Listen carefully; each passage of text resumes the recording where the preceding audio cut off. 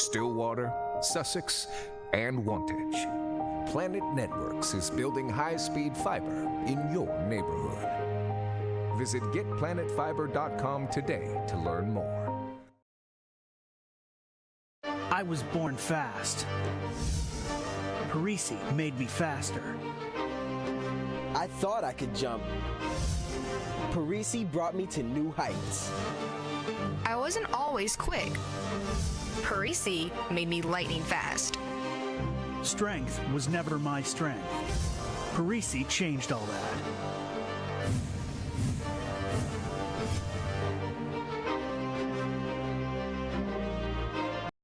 George J. Keller and Sons want your house to be the kind of home for all to see. Best roofing, windows, siding too. Great solar and gutters, we're here for you. Our seasoned pros are unsurpassed, so give a call, we'll take your task. Transform your home, that's what we do. So give a call, we're here for you.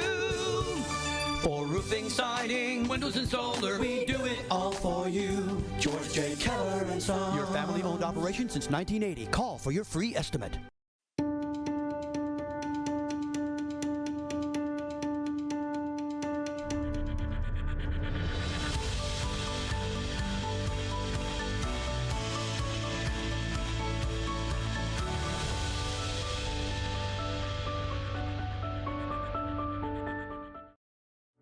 Autosport Acura of Denville, we know you have a lot of choices when it comes to buying your new Acura. So why shop with dealers that don't value your time or play games with you? Why not choose a dealership that always values their clients' time and has set a benchmark in customer service for nearly 40 years? Make it easy. Choose Autosport Acura of Denville. For sales, service, and a relationship you can rely on, make it easy and choose Autosport Acura of Denville. I enjoy helping nonprofits achieve their goals and really accomplish their mission, namely by nurturing my relationship with them, their staff, their donors, their volunteers, and their board members. I think the key to being trusted is really transparency. What I've seen time and time again is that when you give anything the right conditions, the support, the autonomy, trust, your full attention, it will thrive. This is as true for my clients and for my colleagues as it is for myself here at Bliss.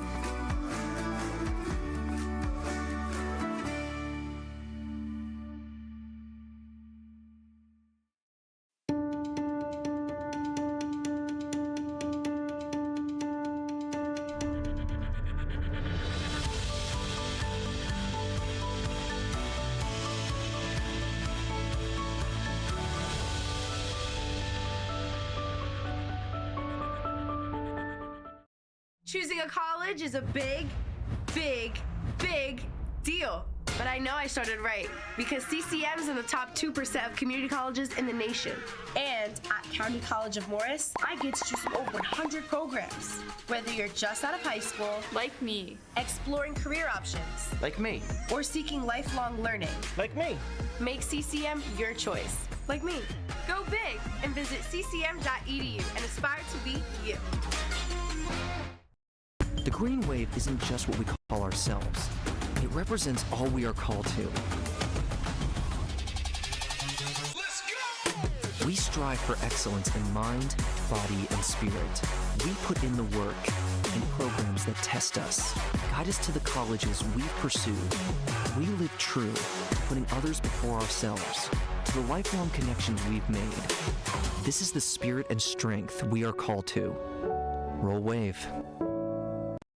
Do your glory days as a high school athlete feel far behind you? Are memories of being out there competing so clear that you can feel it? But then reality sets in and your stiff back, achy knees, and painful shoulders remind you that it's been years or even decades since you could move that way. Don't worry, the team at Better with Physical Therapy's one-on-one customized care can help you feel and move better again. Their specialists will find the cause of what's slowing you down and build a plan that will help you realize that your glory days are still ahead of you. You can get better with Physical Therapy located in the Madison YMCA. Request an appointment today at betterwithpt.com.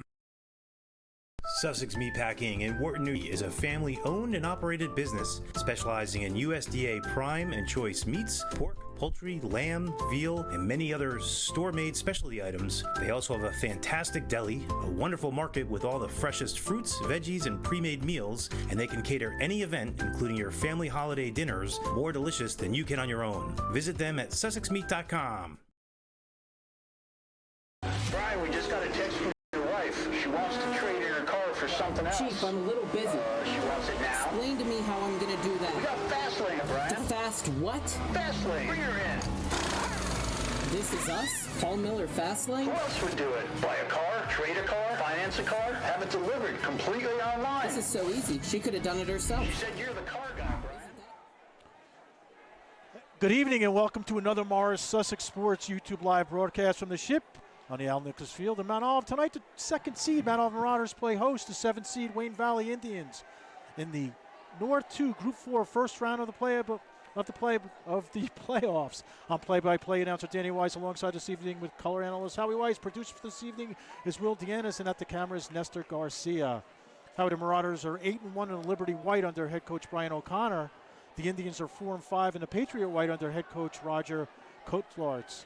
Howie, last week these two teams met for the close of the regular season. The Marauders came out on top 28-0. The Marauders saw a multiple spread on Wayne Valley's offense and a 3-4 defense. Quarterback Danny Filarillo with 720 yards passing on the season, 312 yards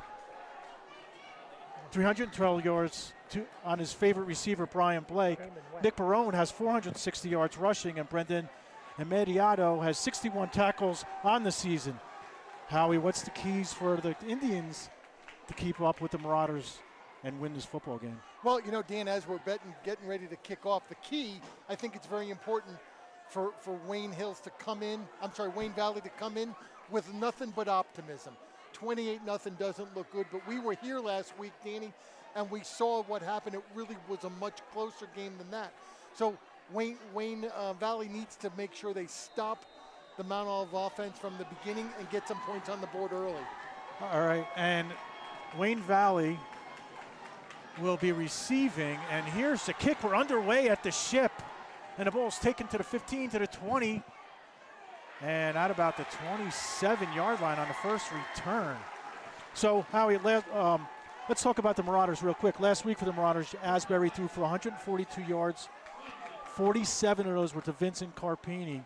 Tyler Cumming rushed for 105 yards. Dan McGarry had 8 tackles, and Adam DiCristoforo had 2 interceptions. Any deviation for the Marauders tonight? I don't think so. Danny, when you read what was happening last week, notice a lot of names. Asbury put the ball in a lot of people's hands, and it's very hard to defend that when you have multiple tools. And here's the first snap of the game, and the ball is handed off at and a gain of about a yard.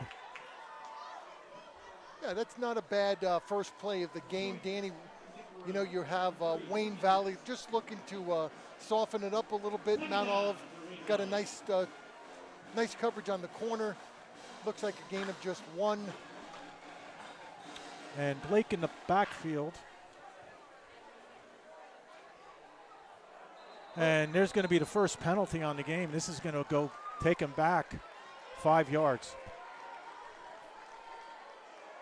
Yeah, a little bit of a false start from Wayne Valley, number 54. We're going to talk a lot about number 54. You know, we focused on him last week, so I'm going to save the fine words for a little later. That was he left a little early. And Blake in the backfield with Corey Neath. There's the motion. And once again, it's another false start. So not a good way for Wallkill Valley to start. They need to limit the Wayne Valley. And Wayne Valley needs to limit the amount of penalties they get today.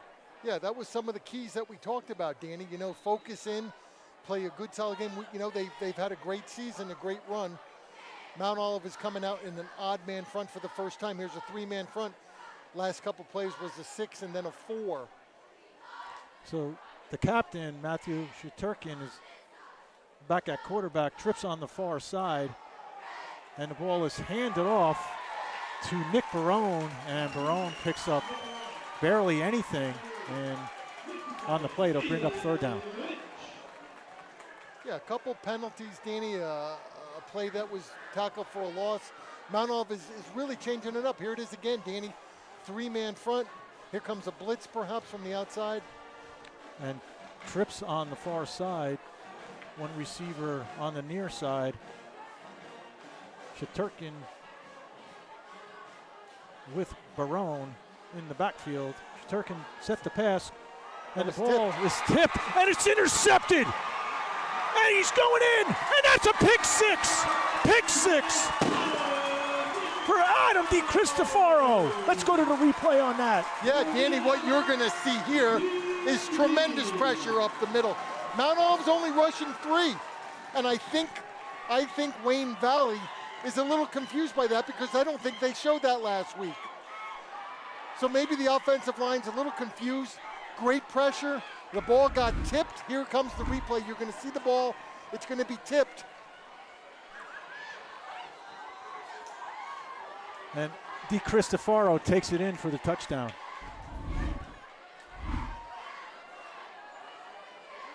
And Izzy Colbo's Mullery, and the extra point is blocked. That's a rarity that we see. And the Marauders instantly with a 6-0 lead. Yeah, Danny, I don't think we've seen Izzy have a extra point blocked all year. She made a valiant effort last week for that longer field goal, but she's been spot on the extra points. So we're at Mount Olive High School where it's currently 66 degrees. Wind is supposed to pick up to 12 miles an hour. Our game time temperature is brought to you by ICS, keeping you cool when it's hot and warm when it's cold. Go to ICSHVAC.com for all your comfort needs. Winter is coming, and so are your indoor sports, and we want to cover your team right here on Morris Sussex Sports. We broadcast it all. Girls and boys basketball, hockey, wrestling, swimming, track, fencing, gymnastics, and more. Click the booking form in description of this YouTube video and get on your broadcast schedule today. And Marauders set the kick for the second time early on here, 9:47.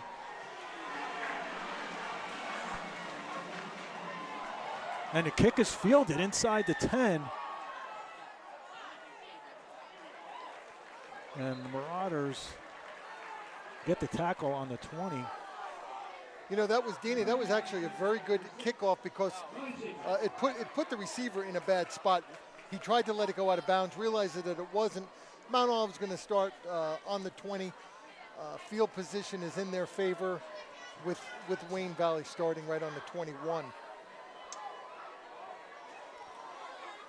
But it looks like, Danny, as they're setting up, it looks like another 3-man front. Mount Olive's got those big horses up front, and I think it's maybe confusing the offensive line. Let's see what happens as Wayne Valley breaks the huddle.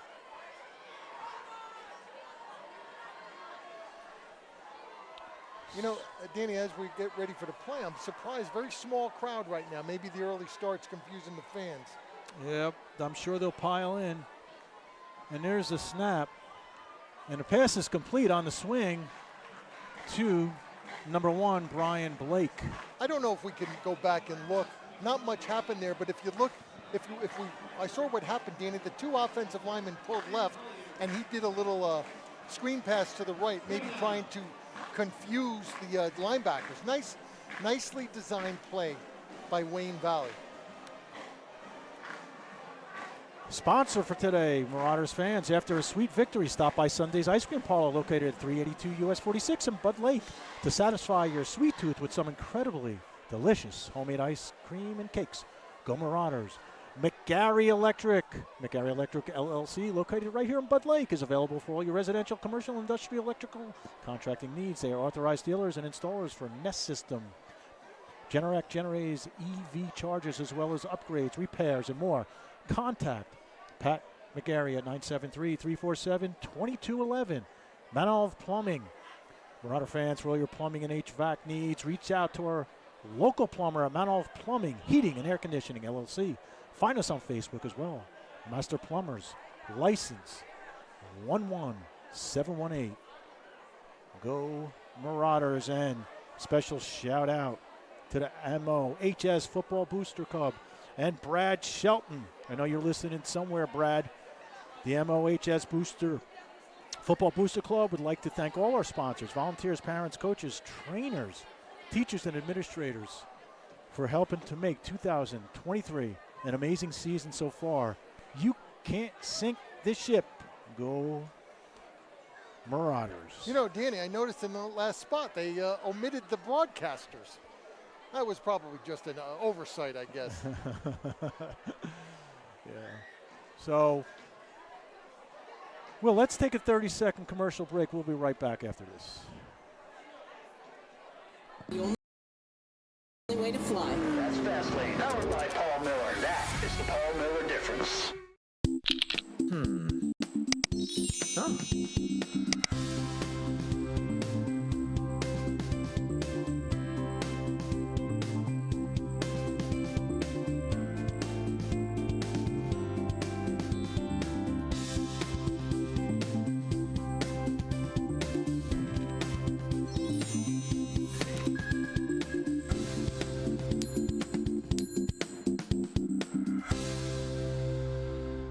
At Pascarella Brothers, we love creating great food for our customers. Everything is made daily using real fresh ingredients, and you can taste the difference.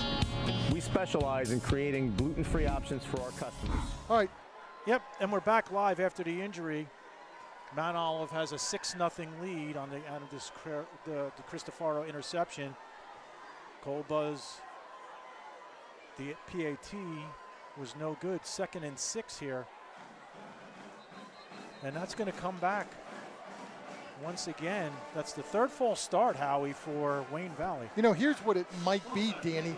Mount Olive came out in a 4, and they were coming out in a 3, and I'm sure it's causing a little bit of discomfort for the Wayne Valley line. They're moving a little early to maybe get a jump on it. Here it is again. Mount Olive looks like they're coming back out in a 4. No, it's a 3, Danny. And they're checking back with the coaches as Shaturkin remains in shotgun. Blake in the backfield. Ryan Zuda was in motion, and the ball was handed off to Blake. And Blake picks up, let's see, 3rd down and 7. You know, that was an excellent play by Wayne Valley, Danny, because Mount Olive had 3 down men. They had the corners covered very well, but they beat the guys to the corner. Not a big gain, but they got to the corner well. It must have been a nice tackle by the Marauders. I didn't get a chance to see that. So now we first round of the playoffs, and so if we take a look at the chart, right, so we got Roxbury number 1 plays Colonia tonight. Middletown North plays Irvington. The winner of the Roxbury-Colonia Middletown North Irvington game will play each other. Mount Olive Wayne Valley will play the winner. Well, maybe not work out this way, but Mount Olive Wayne Valley, yeah, it looks like they'll play Sayreville or Montgomery, but we'll worry about that after this game. But I just wanted to give the listeners somewhat of what the seedings are. So here we're seeing, Danny, we're seeing the spread offense. 3 receivers to our side. And Shaturkin throws the pass, and it's incomplete to Rubino. You know, interesting play, Danny. We had trips down here on our side. We had a slot up on top, and the slot man came in motion, putting 4 receivers on this side, and Wayne Valley ran to the single receiver. They must have been looking at a single coverage, but they're back to punt. Yep, Ryan Schmitz is back to punt, the senior.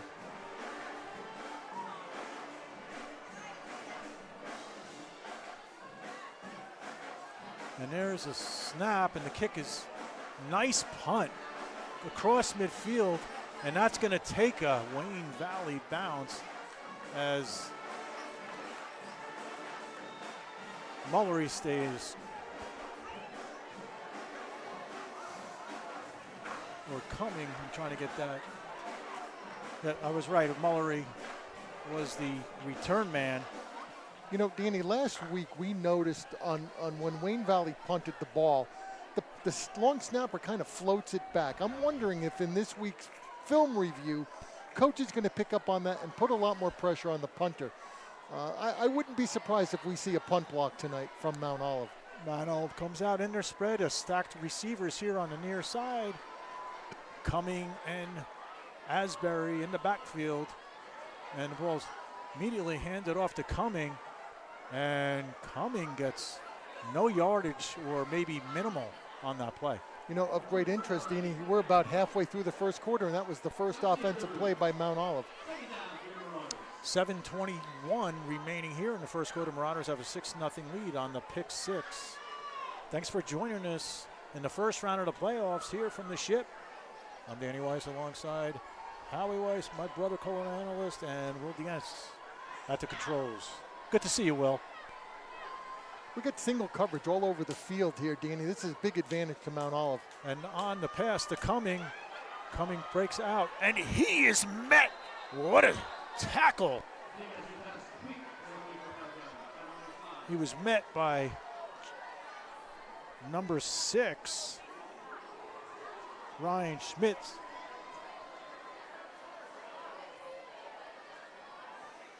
So as we pull from what we saw last week, I was very impressed with the play by number 79 from Wayne Valley. That's Diego Cruz. Yeah.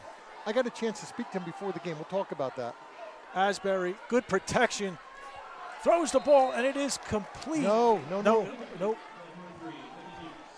I'm blaming that on the pole. You got it. I'm blaming that on the pole. The pole. I know it was attempted to Lincoln Utes, but yeah, I was on the other side of the pole. But, you know, go back, Danny. I mentioned earlier, single coverage. They've been susceptible to that. They're going to be susceptible to it. So Marauders' first drive, and they're forced to punt from the 23.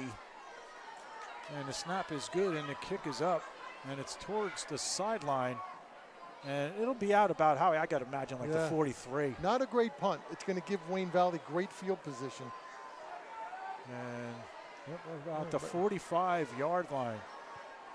So this is Wayne Valley's third possession, if I'm...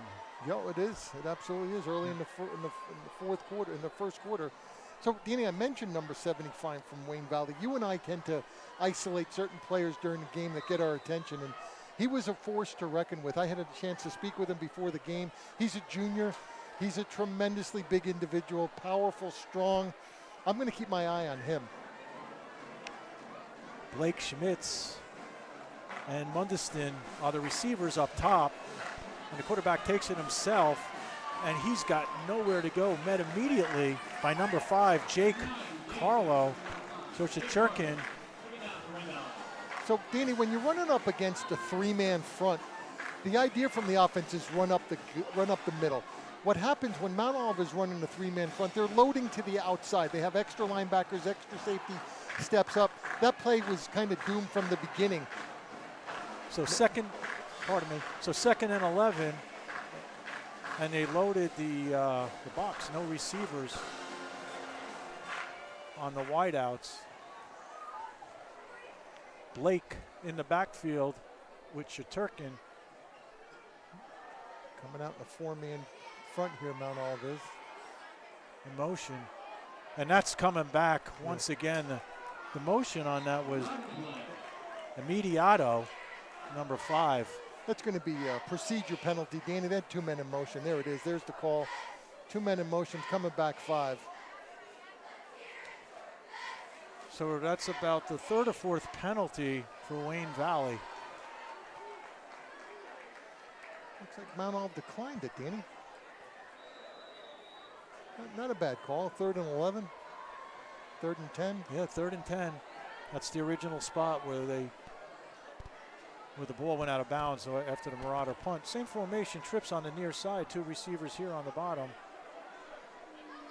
Obviously a passing situation. Shaturkin checks with the sideline. Blake, the slot man, on the trip side.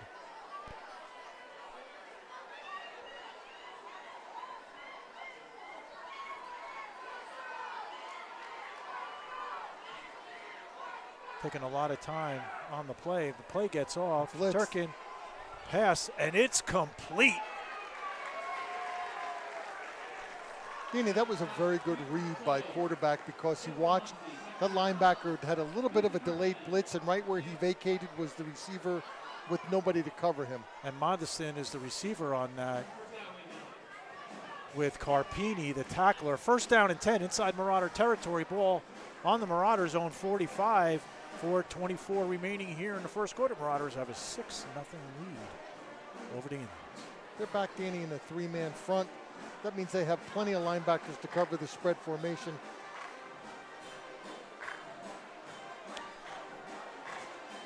Brian Blake comes back. It's a good time to run a draw, Danny.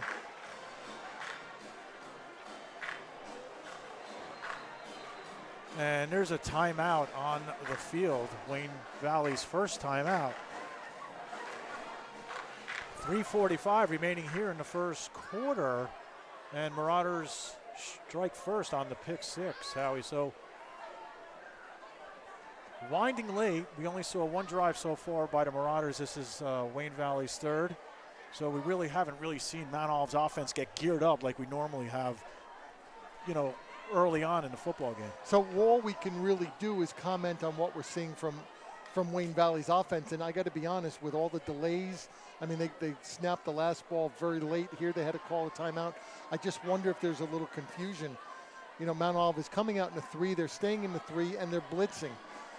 So I think it might be confusing the blocking schemes from Wayne Valley. I'm not really sure, but Mount Olive looks like they're just dedicated to the three-man front, which is completely different than we saw last week. Yeah, the three-man front is Gianmonaco, Schiller, and, of course, the big man, Virginia Tech, Aiden Lynch.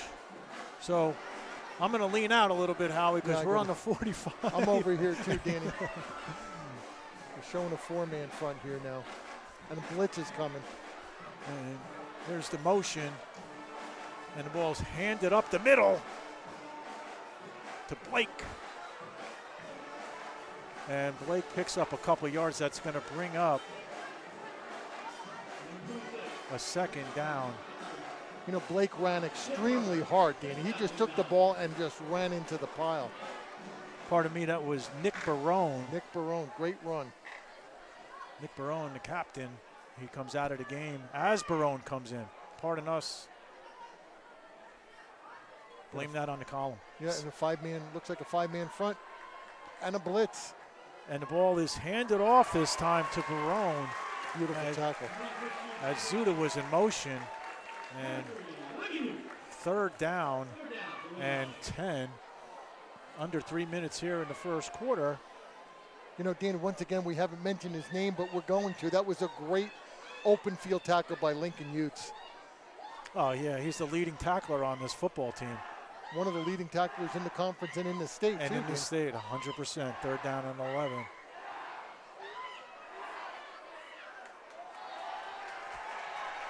Turkin in the shotgun. Nobody in the backfield with him. He fades back. Good time. He steps up to the pocket. And gains only about 3 yards. Watch this play. We're going to go to the replay. There was a stunt in the middle. It totally confused the Wayne Valley offense. A three-man defense. They rushed the fourth, and I think it might have been Schiller. I didn't see, but he loops around. Watch it again. We're going to watch the defensive line. Okay, so they're showing a 3. They're showing a 4, and here he comes. He looped around. I think that was Schiller.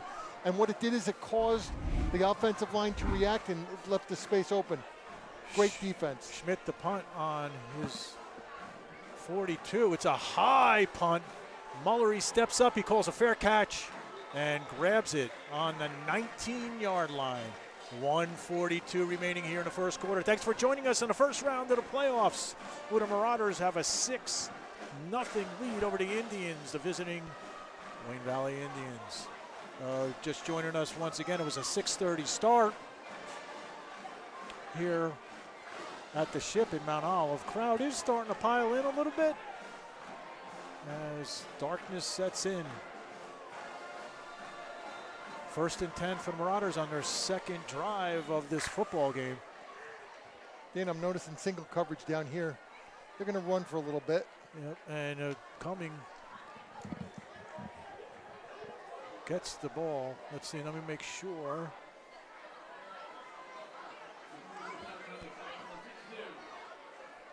So 2nd down and about 6. See, I think it looks like Wayne Valley has fixed this because you can't have Ja'Cory Zapata in single coverage, and they're doing it again. Although I think they're taking away the inside route. They got him in single coverage out here on the outside. So fake to, the ball's tipped. So fake to Cumming, attempt to Carpini, and the ball's incomplete. So 3rd down and about 6 to go for the 1st down. You know, it's kind of pick your poison. You got Zach, you have Mullery over here, single coverage as well. It's hard to see the numbers up top, but you're not going to have a lot of success playing these two guys in single coverage with a lot of room. So Asbury fades back, plenty of time, steps up, and the ball is completed to Carpini. Carpini gets enough for the Marauder 1st down. That's a nice route. He just found an open slot. It was good defense, Danny. He found a space in the secondary. And you got 2 of the most dangerous targets out there. You got Mullery and Carpini all season long for the Marauders. Trips here on the near side. Asbury in the shotgun. And the ball is handed off to Cumming, and Cumming gets to about 2 yards on the play. 2nd down and 8. 35 seconds remaining here in the 1st quarter.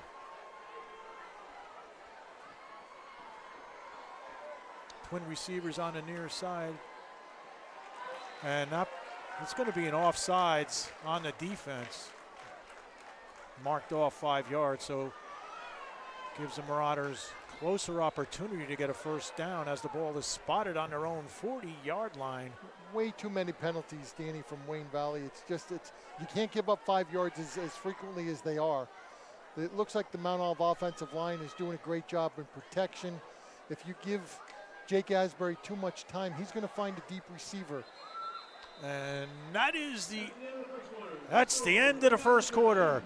On the pick 6, the Marauders have a 6-0 lead over the visiting Wayne Valley Indians here in the 1st round of the North 2 playoffs. We'll be right back after this message. No cross-contamination. We also pride ourselves on providing unparalleled catering for events big and small. We love what we do. Stop into Pascarella Brothers. You'll taste the difference.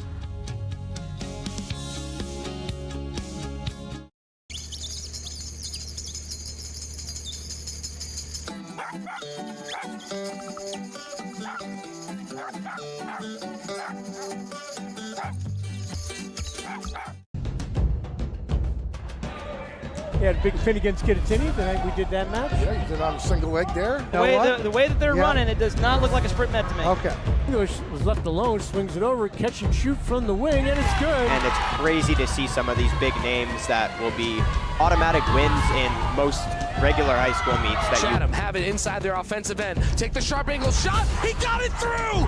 He gets the shot through. Chatham score and break the tie.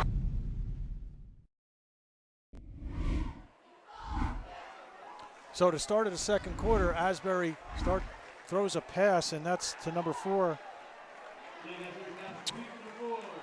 Ja'Cory Zapata. A little bit of a dangerous pass. He didn't throw it real hard, and it went a long way across the field. And Zapata gets the 1st down. So Marauders with the ball on the 43-yard line. Twin receivers, one in the slot. That's Mullery, Zapata. And the ball's handed off to Cumming. Cumming fights his way for about 5 yards. It looked like he was going to be stopped immediately. Well, on that play, Danny, number 54, Alex Marte, another one of their defensive leaders, made the stop. He is also a tremendous football player. Also had a chance to speak with him before the game. And between the two of them, they've got that defensive line real secure. Zapata and Carpini, the receivers on the near side. Asbury in the shotgun, but the ball is handed off to Cumming, and Cumming is about a yard short of the first down, 3rd and short. Yeah, again, you're running right into the strength between Diego Cruz and Marte. And Asbury takes it himself. You got a flag on the There's play. A flag coming in from the back judge, the referee, I'm sorry. And that's against the Marauders. And the referee tonight is legend, Howie, we know really well, Mike Rittenauer. Mike Rittenauer, unbelievable, goes back a lot of years. He's still roaming the field out here. Him and his brother right there, who just placed the ball down. So in high school, you really can't assist the runner like you see so many times on Sundays. And that's what the penalty was. Thanks for clearing that up. 3rd down and 6. Blitz is coming. And Asbury doesn't like what he sees. He checks to the sideline to Coach Rashid. Twin receivers here on the near side, 2 up top. Coming in the backfield with Asbury. Asbury throws the pass, and it's incomplete. That'll bring up a 4th down, and the Marauders are going to punt. So what you had there, Danny, they're playing a 3, but they walked the defensive end up to give you a 4, and now they blitzed. And think about that. From a 3-man front, they had 5 coming hard. Makes a big difference. Asbury had to throw the ball under pressure. Jariah Cabrales is on his own 20 as the Marauders punt from the right to the left in front of us. Good protection. The punt's up, and it's a high but a short punt. And that's out of bounds. That's going to be somewhere around the 37. If not more, Danny, could be between the 40 and the 45. Let's see. Oh, yeah, you were correct. Yep. Yeah, it's going to be on the 43-yard line. Hey, for the fans listening at home, they shouldn't get too excited because I'm never accurate. That one happened to be right on. But, that's 2 bad punts in a row, Danny, and it's given Wayne Valley great field position. One of the things we talked about, one of the keys to the game is Mount Olive can't let Wayne Valley stay in the game. On the other side of the ball, Wayne Valley has to believe in themselves and knowing that if the door is open, they're going to take it. And again, the door opened with another bad punt. Anthony Collier is one of the cornerbacks here. We've got to point him out as he's having a great season as well. The Turkin back. And on the option, they show option, and the ball is pitched to number 1, Brian Blake. I don't know if we've seen the option from them. Well, I don't think we've seen it from Wayne Valley, but Danny, you did the Knowles game, and I'm sure you saw nothing but that option. Oh, yeah, absolutely. Here, we haven't seen that from Wayne Valley, and I don't know if we're going to see it in this formation. And there's trips on the near side. Turkin in shotgun tries to throw off the Marauders. Number 26, Nick Barone in the backfield.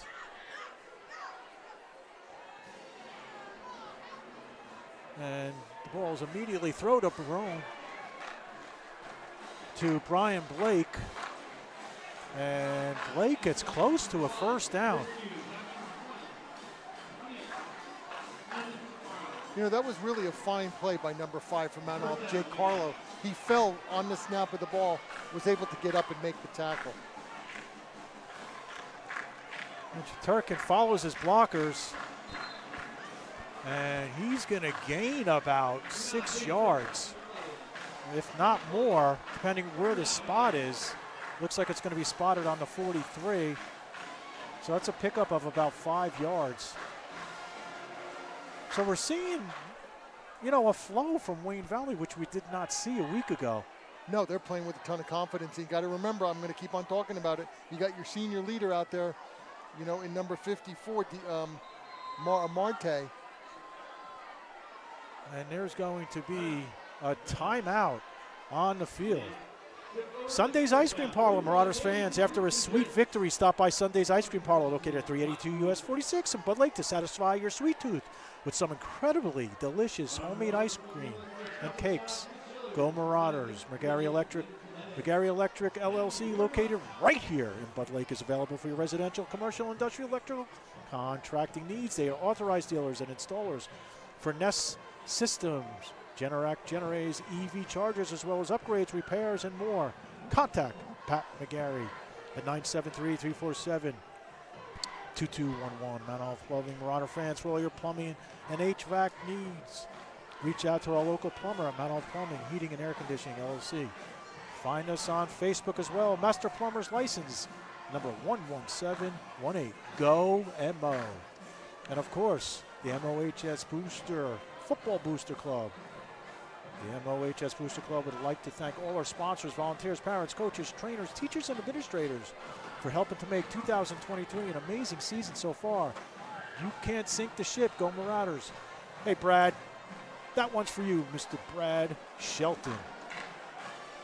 Danny, I don't know who the timeout was on. I lost track of it. It was this way. It was on Wayne Valley. That's their second. So 2nd down and 5. Quarterback takes it himself. He gets to the outside, cuts in, and Shaturkin is very close to another first down. A little short. And it is 3rd down and maybe a yard. It's kind of funny to watch, Danny, when they're in tight like this, and all the Marauders are there pretty much within the tackles. And the ball's pitched this time to number 26, Nick Barone, and Barone definitely gets enough for a first down. So we're seeing some success from Wayne Valley when they get out of the spread. They're playing tight. It doesn't make a lot of sense, but Rizzo checks in the game for Schiller. Oh, and coach isn't happy with Schiller. Schiller was limping, and coach wanted him, to go down so that they can make the substitution. But 1st down and 10, regardless. Shaturkin and Barone. I think the problem with Schiller, Danny, I've been advised that he had chicken tonight. Last week he was on a steak diet. Oh boy. Maybe that's a difference. And the ball is handed off to number 26, Barone. We got a flag on the play, Danny. Coming in from the back, it's probably holding. Well, let's see, it looked like face mask against the Marauders. Wow.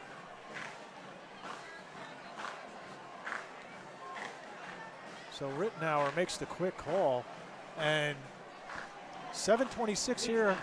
Wayne Valley continues to threaten and drive. Ball spotted on the 27. They've completely changed their offensive strategy, Danny, on this drive.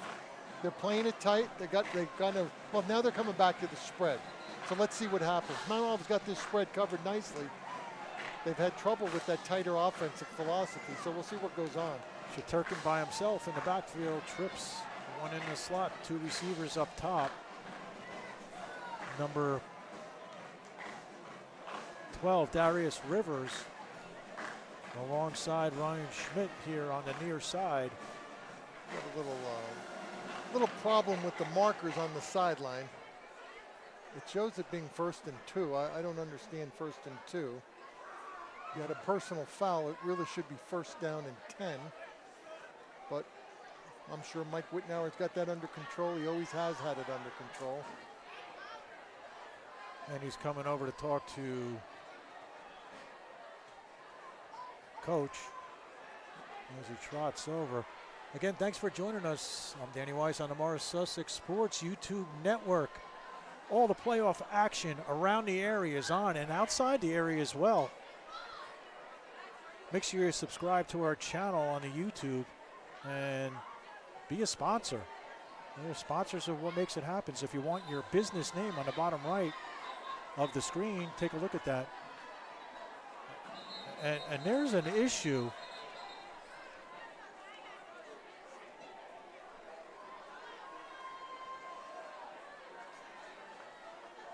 on the field, and actually the principal of Mount Olive is there, and let's see what's going on.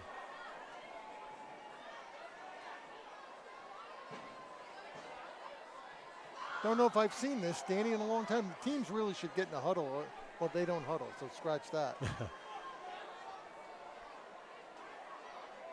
Yeah, Mike Wittenauer is having a long conversation with folks out of the crowd. So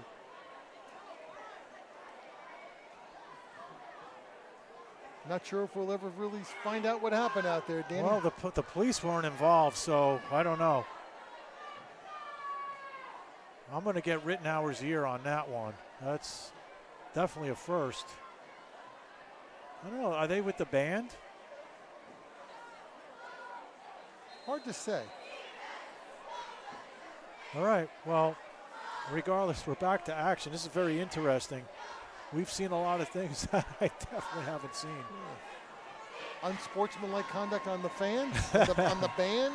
I don't know. But all right, back to action as Barone takes the ball, gets to the outside, cuts inside. He gets to the end zone. He's going to be close. He's got it. And it is a touchdown for Wayne Valley. Dan, you know, that was kind of a basic play. They had trips on our side. Flag is on the play, though. There's a flag. But that was a jet sweep, and it's going to come back. It's going to come back. But we might as well watch that play again. You'll see trips to the right, 3 receivers down here on the right.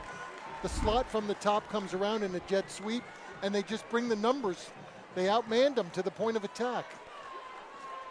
Oh, what a shame there. What a great play by Wayne Valley to be negated by the penalty. That was a nicely designed play. Again, it's a numbers game. They're bringing more offensive people to the point of attack than the Marauders had defensive people. Maybe they'll run the same play to the other side. We don't have a number 27 who's in the game. He's the second receiver in. It's a first down. 6:38 remaining here till halftime. 6-0 Marauders on the interception.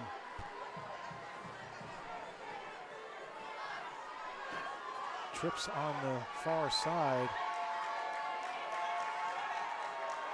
Oh, he's wide open. And there's a pass to number 27, and he's in.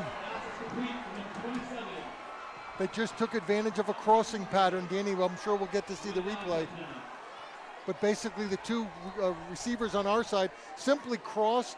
It confused the Marauder secondary, and he was wide open. Let's watch it again. Watch from the beginning. You got the 2 receivers on our side. They're going to cross. The inside guy comes outside. Cornerback got fooled, and he was wide open. 6-6 tied. Great response, Danny, coming after a called back touchdown. Schmitz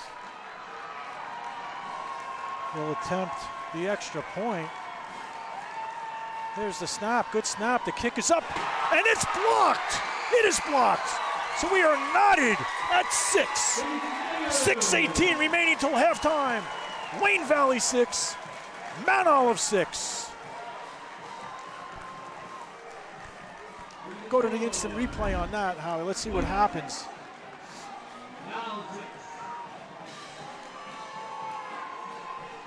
That came from the outside.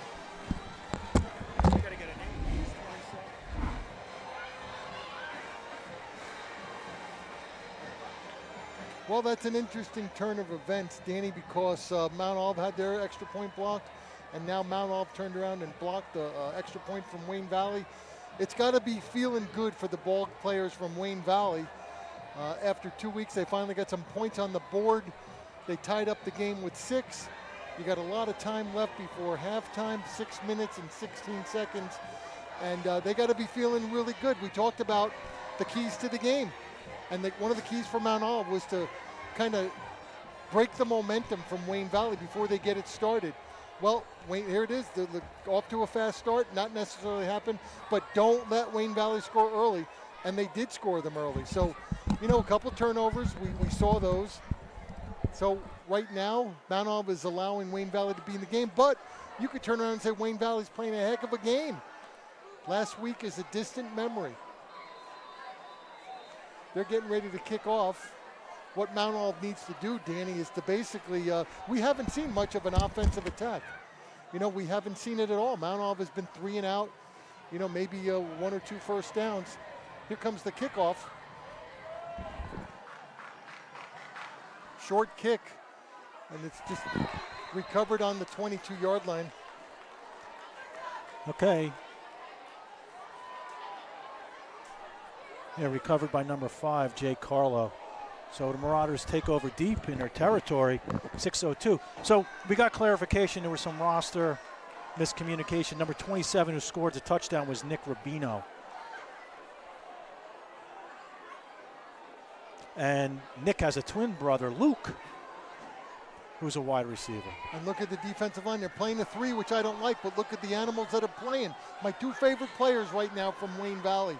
As Cumming takes the handoff, and yeah, Cruz and Marte, they're solidifying a lot better play than we saw last week. Carpini, the receiver, here on the near side. Under 6 minutes here, and we're knotted at 6 in the first round of the playoffs here at the Ship in Mount Olive on the Alden Nicholas Field. Look at this 5-man front. We haven't seen this in a while. And here's the Wildcat, and De Cristofaro fakes it.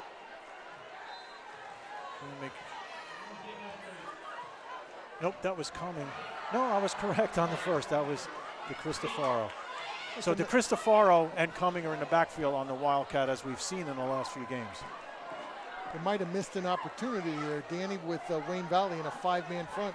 Now they're jumping into their 4, walked up the right side defensive end.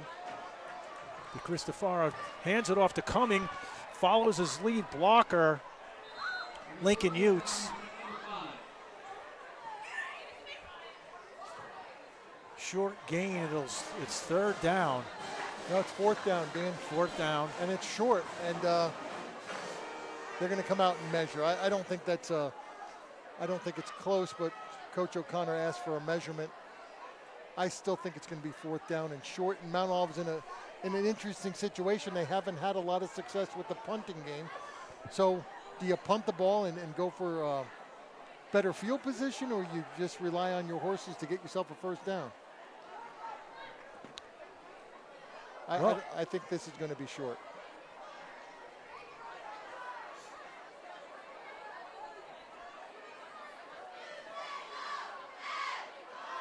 That's very close. First down. And it is a first down for the Marauders. Under 5 minutes, and that was, I think 4th down they would have gone for it anyways. Yeah, it would have been a tough call. Yeah. Well, the way Wayne Valley's offense is showing us this first half. Yeah, well, that's a good question. We give them a lot of credit on the defense. They are just shutting down the Marauder offense. Mullery, the receiver on the far side, haven't heard his name right. Yep, 5-man front. Good time to pass. They're running into it. And De Cristofaro breaks it down their 50 inside Wayne Valley territory. Got out to the 47-yard line, Dan. I like the play. Clock continues to roll. 4:37. Yeah, we're going to see the replay. A little bit of a delay. I don't know if I would have ran into this 5-man front, but that's the Wildcat, right, Danny? He's read his hold his own way. Gutsy play. De Cristofaro and Cumming in the backfield. Carpini, receiver here on the near side. And De Cristofaro takes it, follows Cumming, breaks it, cuts inside. He's still on his feet. Gets down to the 34-yard line. First down, Marauders. Danny, before the game, I was talking with the Wayne Valley coach, and we both agreed Mount Olive has some phenomenal athletes, and that's a great example of Mount Olive athlete. Watch it, he just all speed to the corner. It was his athleticism that not only got him to the corner, but had him break a tackle or two and pick up a fine gain for a first down. They're still in it. Marauders drive continues under 4 minutes. And De Cristofaro hands it off to Cumming. Cumming cuts on the inside. Yeah, we don't see a lot of this from Mount Olive. That looked like a counter where he faked left and went right. Rayon Zuda on the tackle. A nice gain for first down, 4 yards or so. Tyler Cumming, only a junior. De Cristofaro, the senior, back there as well. Trips here on the near side. And the ball's going to be shotgun to De Cristofaro, who fakes it to Cumming, takes it up the middle. He gets to the 20 to 15, 10. He's in for the score. Danny, if we get a chance to watch that over again, I think this is the first time in 2 weeks I saw a complete six-man front. They might have had 7 guys on the line. And when you do that, you become susceptible to the second level. And once De Cristofaro got past that first line, there was nobody to stop him. Here he is. Let's watch. Look at the linemen. Look at all those linemen from Wayne Valley. And once he breaks it right there, there's nobody left. What a play. block by Richie Venata, too, coming around as he pulled. I like the defense. I truly like the defense. But there it is, Mount Olive's athleticism. Once he got past that first line, he just ran past everybody else. But what I like, Danny, is that Wayne Valley showing multiple defensive fronts. And on this drive, we saw Mount Olive kind of abandon running up the middle. You got those horses we've been talking about. And Mount Olive realized that maybe they'll run away from them. Look at Mike Whitnauer. He's arguing with everybody out there. Yeah, I think the gun and the smoke, you can't see it on the screen, but the from the cannon, I guess maybe he wants the smoke to subside, but yeah. Oh, Rittenauer talks to everybody. I don't know if you want to mess with the ROTC fellas. They've got weapons somewhere in the building. No, we're just kidding. It's I'm sure he's looking out for the safety of the players if the smoke is an issue. Marauders are going to go for it instead of Cobras. And it's in. De Cristofaro with the 2 points. Marauders 14. Indians 6. Under 3 minutes remaining here till halftime at the Ship on the Al Nicholas Field. Yeah, you're going to see just a power play. He took the ball. He had no intention to do anything but run. And he found a hole, and he went for it. Nice play. Real nice play.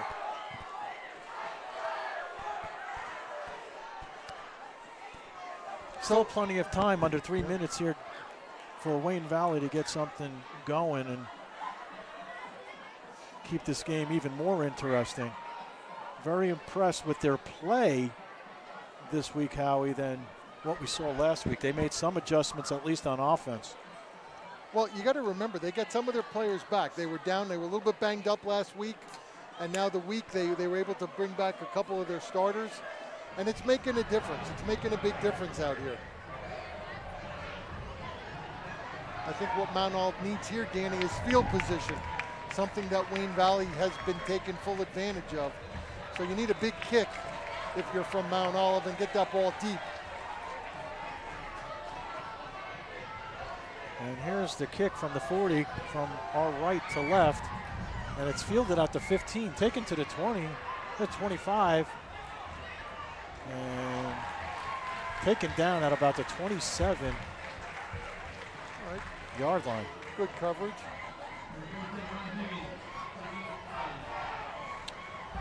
So 240. And I don't know why the clock continues. It shouldn't be.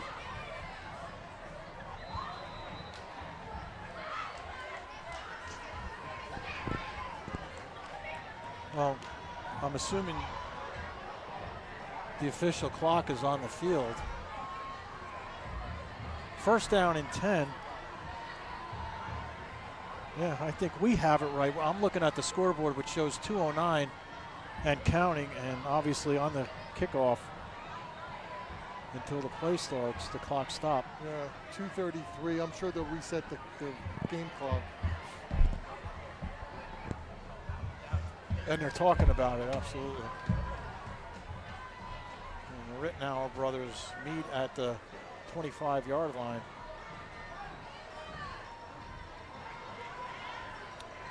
More discussions.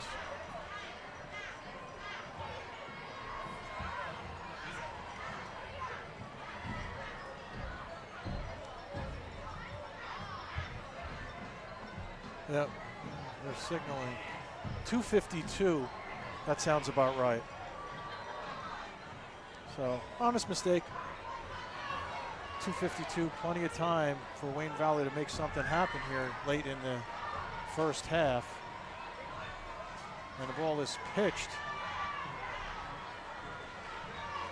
All right, so Danny, I'm seeing consistency. They're abandoned for right now, at least that spread offense. And playing a more of a tighter game, putting more guys to the point of attack earlier. That was Barone on the carry. Second down and about 4 to go for the first down. Who has a motion, and the ball is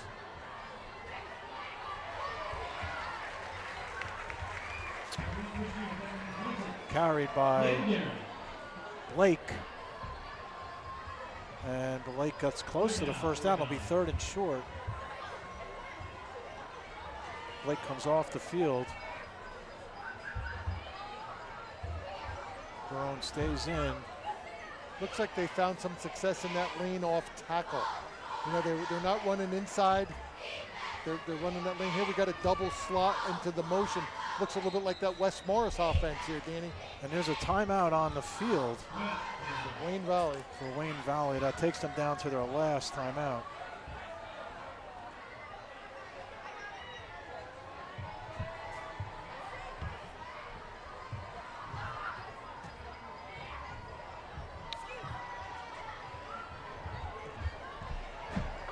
So thanks for joining us this evening on a gorgeous night here in Mount Olive, Flanders, where, you know, Howie, it's funny because our concern, right, when we come up here and we're outside on the perch, what's the weather going to be like?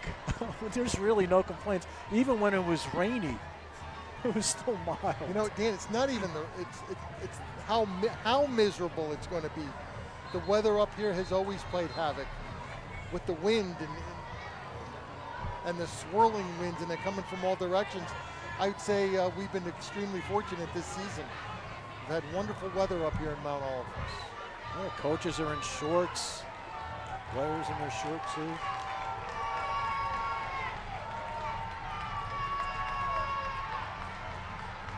So they got a man in motion. Oh, that's defended nicely right there by Mount Olive. That's a loss of 3 yards. And I think Mount Olive's going to call a timeout to stop the clock. Yeah, they are, Danny. That was a wonderful defensive play. They just played it nicely. They stuffed it at the point of attack, and that second level linebackers came in and cleaned it up. Yep, so it's 4th down. And there's a timeout. Essentially, Danny, you know he stopped the clock just so that he can, not let it run down while they're setting up for a punt. And they'll talk about it as 4th down and short. So waiting to hear from some scores around the league, and as soon as we get some scores, we'll keep you posted. And I know a lot of people on the Mount Olive side have much interest in that Roxbury-Colonia game. Well, you know, Danny, you can explain that a little further, because if Roxbury was to lose, Mount Olive is the highest seed and will retain home field advantage right here through the playoffs. Certainly through the final round. If they get by Wayne Valley today and this score continues the way it is. Well, that's obvious, Danny. That's correct. Yeah, I know you said that the Mount Olive fans were eagerly watching. It's for that reason. Mullery at his own 29 to receive the punt. It's a high snap, but the punter does get it off. And fair catch on the 34. So a minute 30, and we've seen plenty of times where Mount Olive has taken it down to the end of a quarter or a half and have done some damage. And you got Izzy Coldblows, who does have a leg, and if they get into a field goal situation, and we know Brian O'Connor doesn't like the field goal, but if he gets into a situation, he's got somebody very reliable. Yeah, we saw that last week, Danny. Had no problem kicking a field goal. Yeah. So 1st and 10 for the Marauders. 2 receivers here on the near side, 2 up top. Asbury rolls to his right, and the pass is dangerous over the hands of Lincoln Utes. And yep, almost picked off. He did have his receiver deep, looked a little open, but I'm sure he was picking on that underneath receiver right from the get-go. Maybe they'll pick it off again and try to pick up this deep receiver. I can't see the number. And Asbury rolls to his left, and the ball's completed. Great catch to number 3, Lincoln Utes. So we very rarely see Asbury roll out to his left side.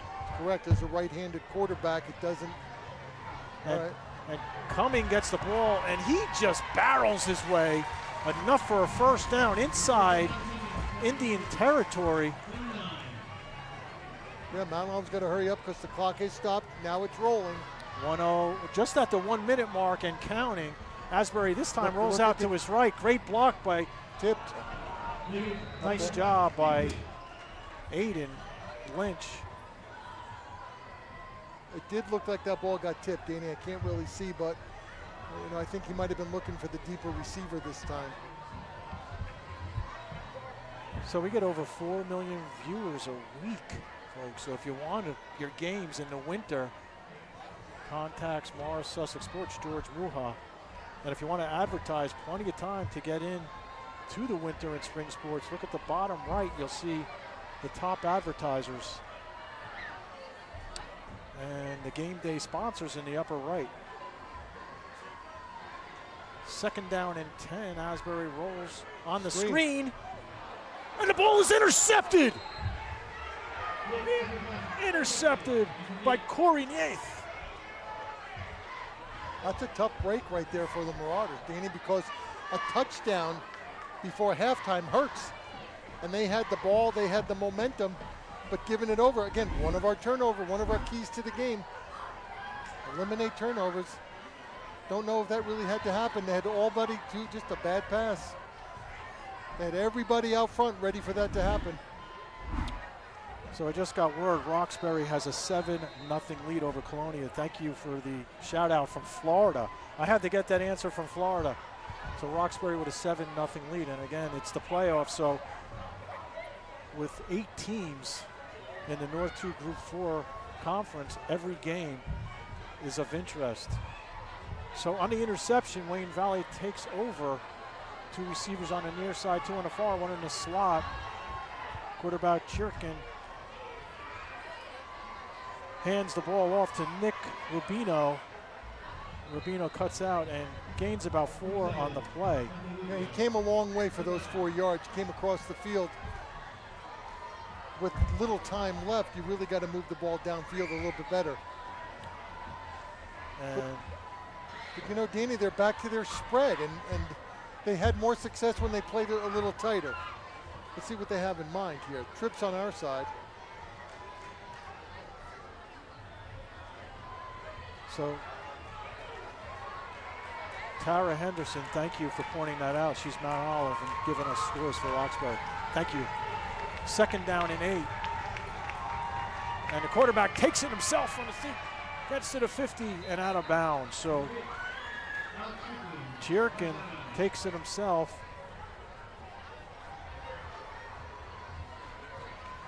So Shaturkin on the sneak. It's about 3rd and 4 and 36 seconds as the clock stops. This clock is stopping, Danny. Obviously, the quarterback ran out of bounds, kill the clock. You know what a boost this would be to Wayne Valley if they're able to put the ball in the end zone before halftime. Reynolds in a 3. So Shaturkin in the shotgun. He's back to pass, plenty of time. And the ball is intercepted. Intercepted by Carpini on the 30-yard line with 31 seconds here. I don't know if we're going to see that over, but Danny, what happens is Mount Olive was in a 3, and they had 8 guys back. So they were in preparation. They were prepared for this pass. Again, numbers game. There were too many defenders underneath to pick up that. They were going to give up the underneath stuff. So now it changes. Danny, can Mount Olive move the ball? Hey, with 2 timeouts, 31 seconds is nothing sometimes for this offense, as we've seen all season. And again, advertise with us, 973-713-5944. Look at the bottom left hand of your screen, MorrisSussexSports.com. Mount Olive with a 14-6 lead. I'm seeing some interesting personnel changes by Wayne Valley. They took some of the big boys off the field. Maybe they got their pass rush specialist. Zapata was in motion. Here's the screen out to the right side. Timeout. You got to call timeout, and he did. Coach O'Connor called the timeout. So Utes on the catch on the screen, and that's a 2nd down and short. And that should be Mount Olive's 2nd timeout, if I'm not mistaken. On the board, looks like they do have one more.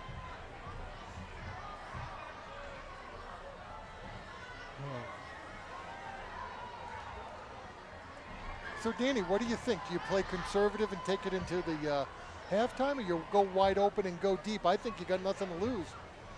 Take this ball, send it deep. Yeah, Brian's not going to sit on it. It's only 2nd down.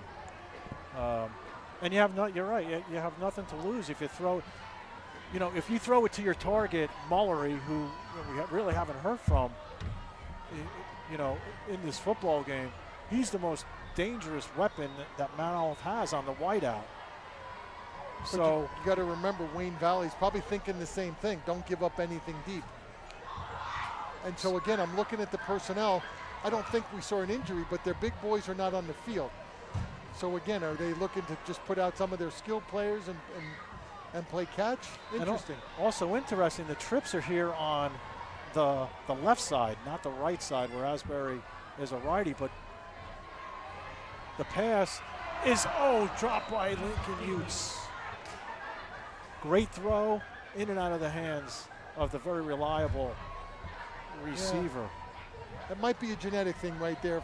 Dan, I think you remember his dad hit him in the hands at the bad spot. 3rd down, same formation. Not much change, 18 seconds here until halftime. You know I'm joking with you, Mr. Utes. One of my former favorite former player right there. And the ball's handed off. Met immediately at the line. Now I got to tell you, if you're Wayne Valley, you stop the clock, because Mount Olive has should have no interest. And that's going to take us, to the end of the first half. That's a smart play. Just get into the locker room. Thank you for joining us here on the Morris Sussex YouTube Network. I'm Danny Weiss alongside Howie Weiss. We'll be back for halftime as Mount Olive has a 14-6 lead.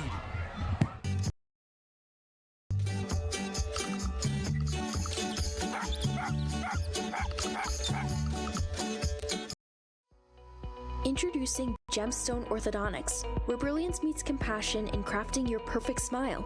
With a board-certified orthodontist, Dr. Patel, your smile is in expert hands. Our commitment to the latest advancements in technology bring precision and comfort to your orthodontic experience. Whether you are considering braces or aligners for yourself or for your child, call today at 908-852-9899 or visit us at www.gemstoneortho.com to schedule a complimentary consultation.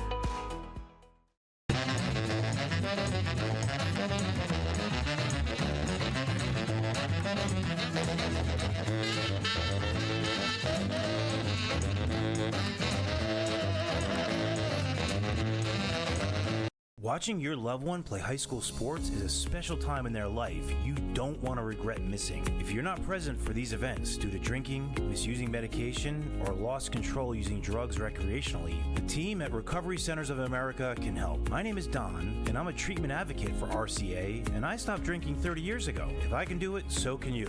Muster up the courage and call me anytime, even in the middle of the night, at 973-722-4720 for a confidential conversation so we can get you back in the stands where you belong. Concerned family members can also call me. Again, any conversation will be absolutely discreet. I am here for you. Just pick up the phone.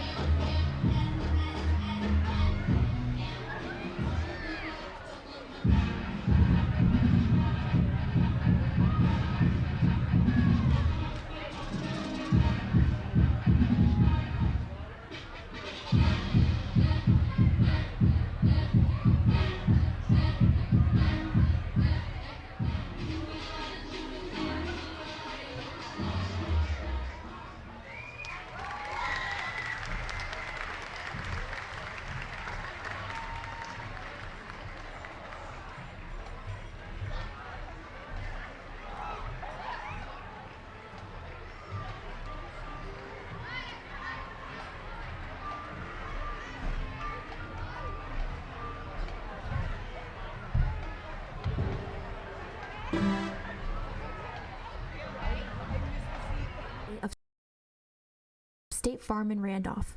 My licensed and experienced team members are here to serve you for all of your insurance and financial service needs in New Jersey and New York.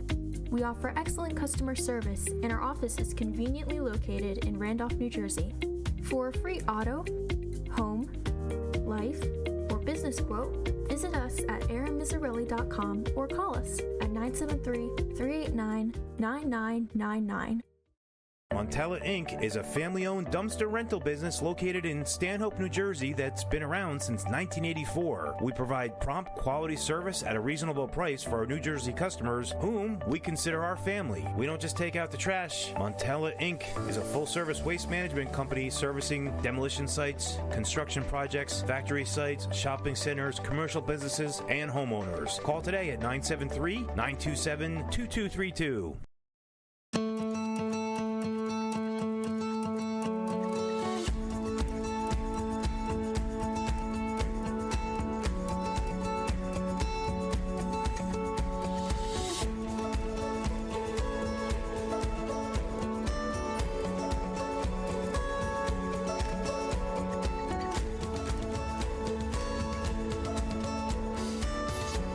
You're there for them. We're here for you.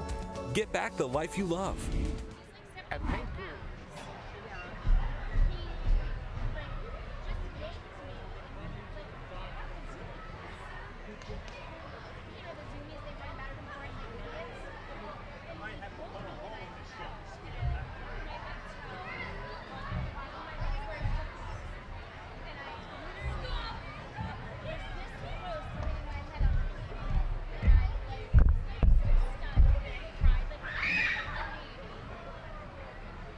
Ladies and gentlemen, now presenting the 2023 Mount Olive Marching Variety Show, Treasure Island. Our drum majors, Ronnie Priestley and Barbara Ashton. Ladies and gentlemen, Treasure Island.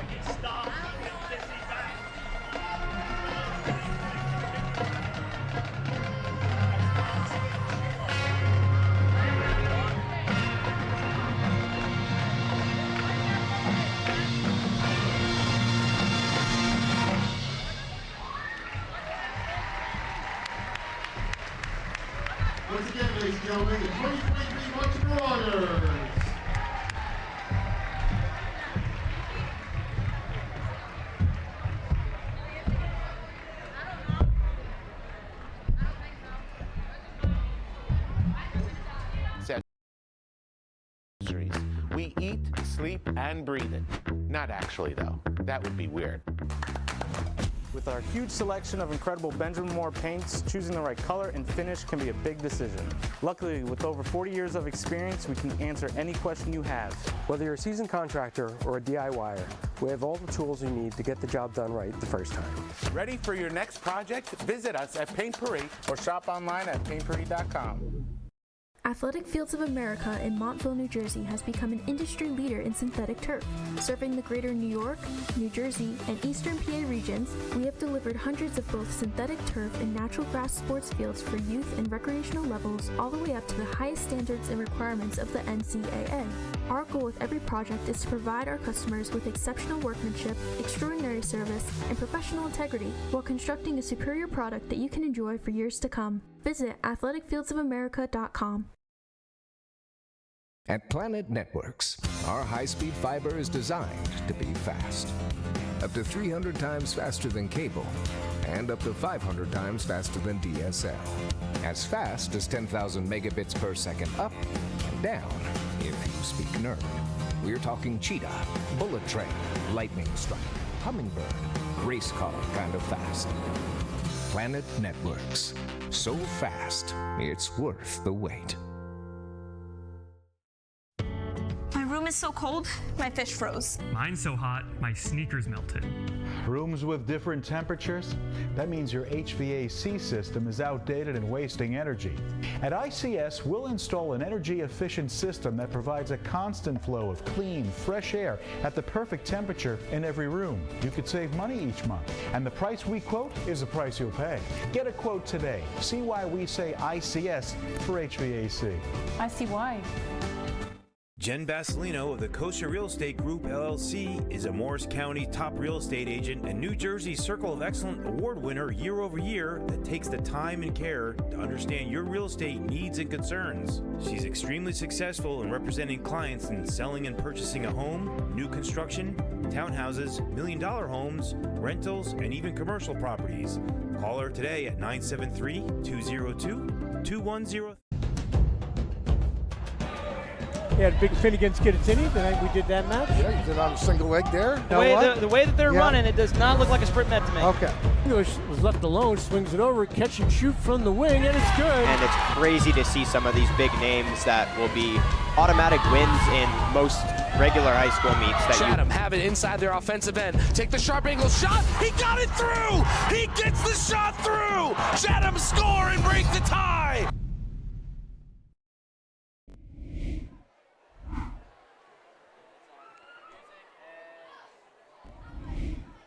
Hello and welcome back to Mount Olive High School in Flanders.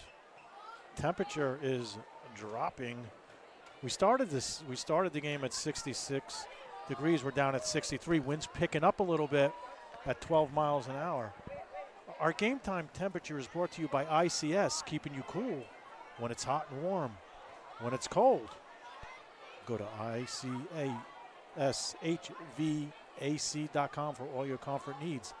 That again, ICSHVAC.com for all your comfort needs. Winter's coming and so are your indoor sports, and we want to cover your team right here on Morris Sussex Sports. We broadcast it all.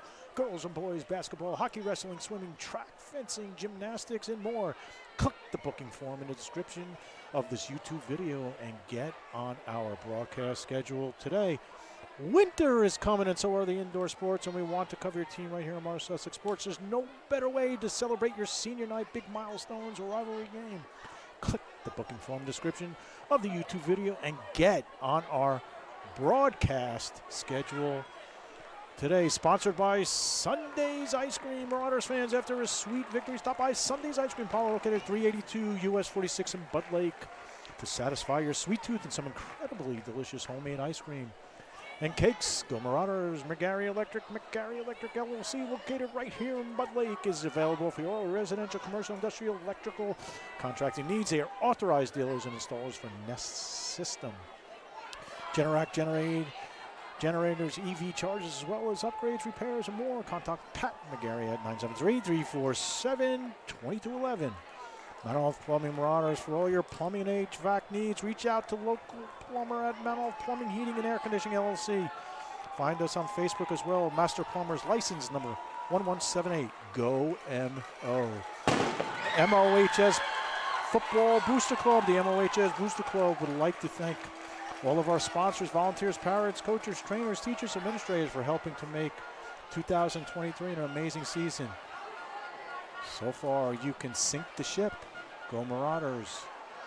On behalf of Brad Shelton, the president, the Booster Club thanks all the sponsors. So we're getting ready here for the second half as Mount Olive has a 14-6 lead in this North 2 Group 4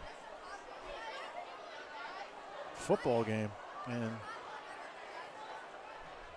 all playoffs are going around. We're waiting for some scores. So, you know, the great thing about being on the YouTube network is while we have an intermission, if you want to go look at all our schedule for tonight, and they're all playoff games, go take a look and you'll get scores around the league. Last we heard, Roxbury, Mount Olive's rival for this season, is up 7-0, and we'll try to get more scores again.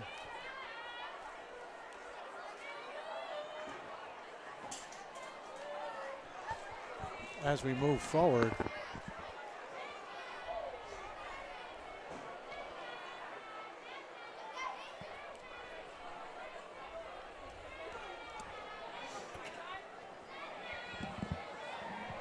So game time started at 6:30.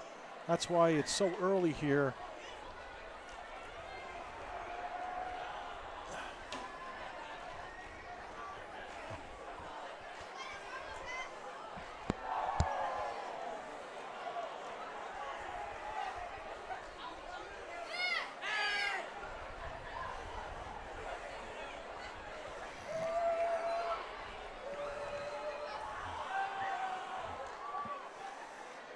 So Howie, very interesting first half. Mount Olive on the pick six, struck first. Wayne Valley came back with a touchdown, tied the game up. Both extra points were missed, and then Mount Olive late in the second quarter scored a touchdown and went for the 2 points. It's 14-6. What do you see, you know, compared to last week? And we'll talk about that because it was definitely a different type of tempo, a different field out there. Wayne Valley seemed to have made adjustments, maybe came out a little bit hungrier this game, but it's a tight football game. You know, Danny, there's been I think there's some major changes. Let's look at Wayne Valley's offense. I don't want to say they've abandoned the spread, but they're finding a ton of success by not running that spread. They're running a much tighter, maybe a double wing offense, and that's for some reason is giving them a lot more success. So by spreading the defense, Mount Olive was able to cover it a lot better. Defensively, they're staying in that three-man front, bringing up a fourth, and we've seen a 5- and a 6-man front. So Wayne Valley has made a bunch of changes that's keeping Mount Olive on their toes. Other side of the ball, we talked early when the game started about keys for Mount Olive, and one of the keys for Mount Olive was to break the spirit of Wayne Valley. Get on the board early, cause turnovers, score often, and it hasn't happened. And what that means, Danny, is that Wayne Valley comes into the second half after a few minutes in the locker room with renewed optimism. You know what? They're down by 1 touchdown. Why can't they win this game? And that's what's going through the mind of this very well-coached team. So Mount Olive has not run away with it. Mount Olive has not taken control. Wayne Valley is chipping away. I think the other key to the game is field position. Mount Olive's punting game has not been successful. So Wayne Valley starting somewhere in the 40s, and Mount Olive's been starting down in the 20s. It's very hard to sustain a drive when you're starting on the 20. You put the ball on the 45 to start, you know what, a couple big plays and you're in the end zone.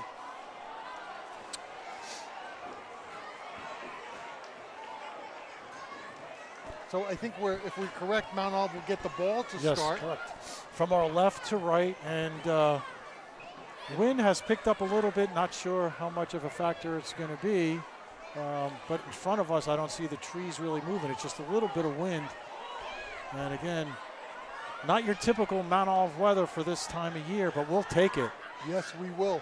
Again, you want to talk about a key for the second half? Mount Olive needs to take this opening drive and turn it into points. Really very simple. Schmidt set to kick on his own 40 from, again, left to right. And we're underway here in the second half of the playoff game. Fielded at the 8, taken to the 15, to the 20. And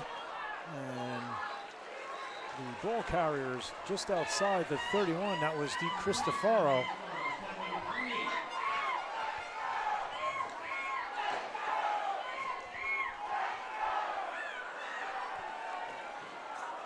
So Di Cristofaro, 6'1", 185. Senior. Big senior. Dominant player here for the Marauders. So Marauders come out, trips on the far side. Carpini, the lone receiver here on the near side, defended by Jair Cabrales. And the ball is handed off. You know, I got to tell you, as we start the second half, Mount Olive is still trying to run right at number 54, Marte. He's a force, Danny. He's a force to be reckoned with. And when you double team him, you can't block the linebacker. And so I said it earlier, Marte, number 54, stood right up next to number 79, Diego Cruz. Watch it. Let's keep our eyeballs on it. They're running right at it. It's not going to be successful. Coming in the backfield and takes the ball. No, pardon me, Asbury takes it up the middle. And he gains about 3 or 4 yards on the play. Goes back to what I said. You're putting 2 offensive linemen on 54 and 79. You're leaving the linebacker unblocked, and that's why that's happening. 3rd down and short. Trips here on the near side. Mullery up top. Coming in the backfield with Asbury. 5-man front. We haven't seen a lot of this, but it's got to be giving Mount Olive a little bit of a fit.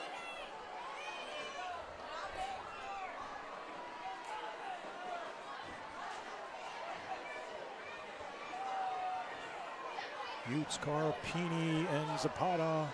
Trips on the near side. Asbury hands the ball off to Cumming. Cumming gets enough for a 1st down. Tackled by number 1, Brian Blake. Yeah, you know, I go back to what I said, Danny. They're leaving the linebacker untouched because they got to double team the big boys up front. Looks like Alex Marte, is he on the field? Or yeah, he's right in the middle.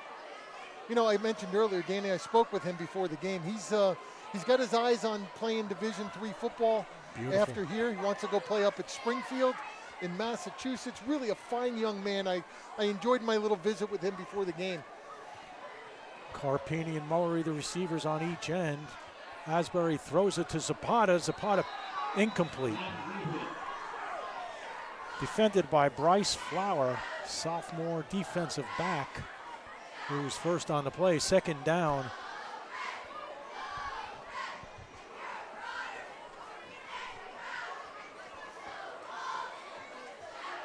And again, I think I mentioned I already had an opportunity to speak with Diego Cruz, also large. He's a big boy. He's a junior. Got a lot more coming from him.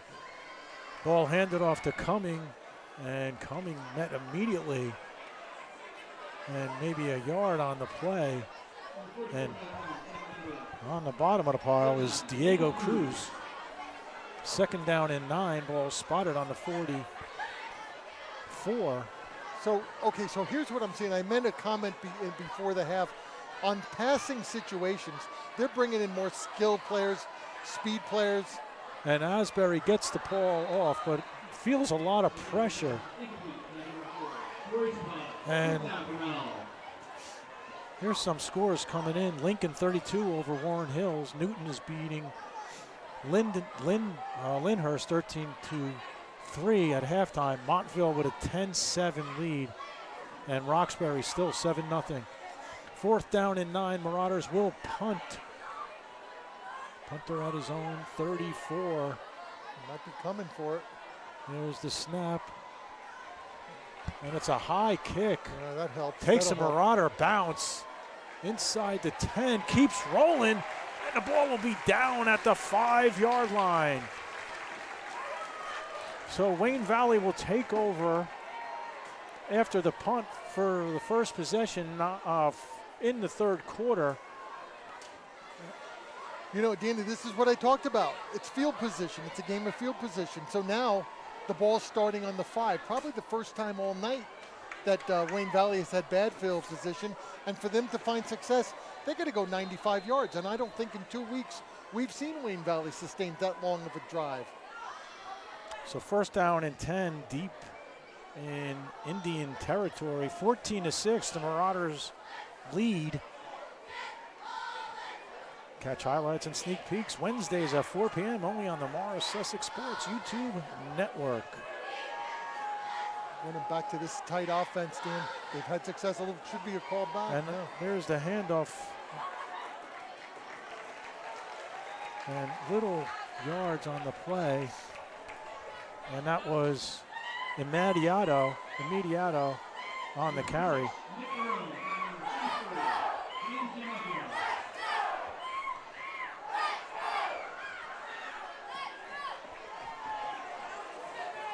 Just trying to deal with some of that noise, Dan. It brings back some bad memories. You read my mind. All right, so we got Mount Olive looking like they're in a 4. 1, 2, 3, 4 with linebackers up tight in this tight formation. So Shaturkin takes it himself, nowhere to go, stocked up the middle by the Marauder defense. And Danny, it's a numbers game. When you put that kind of defense up there, you can't just run without a lead blocker. That was not a great play call, and it's 3rd and 10. Yep, 3rd and 10. And here's the spread. We got trips on the top, single coverage. Trips on the far side. Shaturkin in the shotgun. Barone in the backfield with him. Jake Carlo kind of just playing free safety, stepping up at corner, but I'm sure he's going to drop back. We do have single coverage out here on our side. Not a lot of help if he goes deep. So Shaturkin back, and he throws the ball, and it's incomplete. It's exactly what we were just looking at. Single coverage right here with not a lot of help behind him. Good pass rush. Nice read by the quarterback.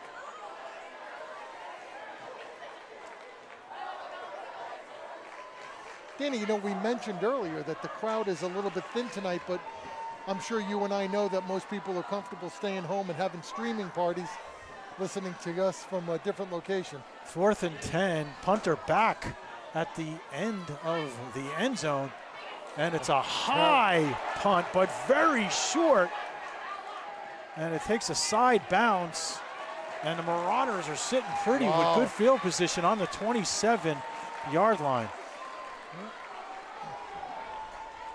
It is a game of field position, and Mount Olive starting the drive on the 27. You know, just a couple yards, they're in field goal range already. 7:07 here in the third quarter. Mount Olive with a 14-6 lead in this North 2 Group 4 first round of the playoffs. Hanover Park, 35-0 over Pompton Lakes at halftime. 22-0 Caldwell at home over Madison. Section 2, Group 2. Danny, do you go to the end zone on the first play here? Well, we'll find out. Well, you have the Wildcat. And DeCristofaro. Nope, that is number 4, Sakori Zapata. And pardon me, my eyes were glued to the screen. But Zapata takes the ball, and it'll be 1st and goal for the Marauders. From our vantage point, Danny, we knew that if he got the corner, he was getting a big gain on that play. And here's the replay. It's a fine open field tackle, too, when we see it. He outruns everybody. But the safety, I can't tell his number, stopped him at the 7. So first down, trips on the far side, and the ball's handed off to Cumming from DeCristofaro, and Cumming gains about a yard on the play. 2nd and goal on the 4 of the Indians. It's very tough to read this when you're running Wildcat with the athletes that Mount Olive's got. Here comes Asbury back in the game, Danny. Yeah, Asbury And Cumming remains in the backfield. But let's not forget, Asbury is also a very fine runner in these situations. So don't be surprised if he steps back, wait for a hole to open, and then he takes off. Mullery, the receiver up top. There's the motion by Zapata. And Asbury takes it himself and scampers into the end zone. Marauders with 6 points. And take a 20-6 lead. Waiting for the extra point result. You know, I think I finally caught this game, Dan. I figured it out. Quarterback Asbury steps back, reads the defense, finds a hole, and runs in. There it is, and now he finds a hole, touchdown. The fake to Zapata. And here comes Izzy Colbuz for the extra point attempt. And last time it was blocked. From the outside, too. Here it comes again. This time the ball is up, and it is good! Marauders 21, Wayne Valley 6. So, Danny, if we review what happened, Mount Olive punts, puts them at the 5. Nothing happens. Wayne Valley punts, a bad punt to the 27. Mount Olive turns that around and scores. We talk about it all the time. It's a game of field position. And here it worked out in Mount Olive's favor.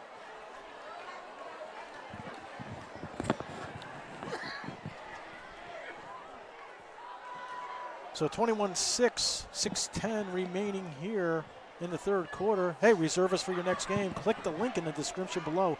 Take a look at the screen on the bottom left. And if you want to be a premier advertiser, you'll get your name on every game. Look to the right.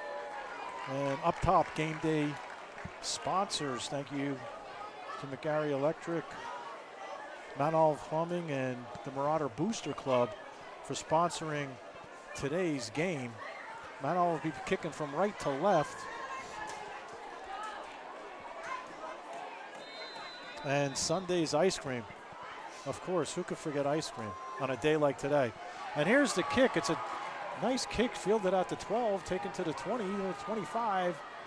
And he's driven down at about the 22-yard line. So let's see what Shaturkin and company can do here on their second drive of the third quarter. Yeah, looks like they're going to start on the 27, Dan. And good field position. Not great, but better than when they started last time. So, again, they need to sustain a drive that's going to take them about 75 yards. And they need touchdowns.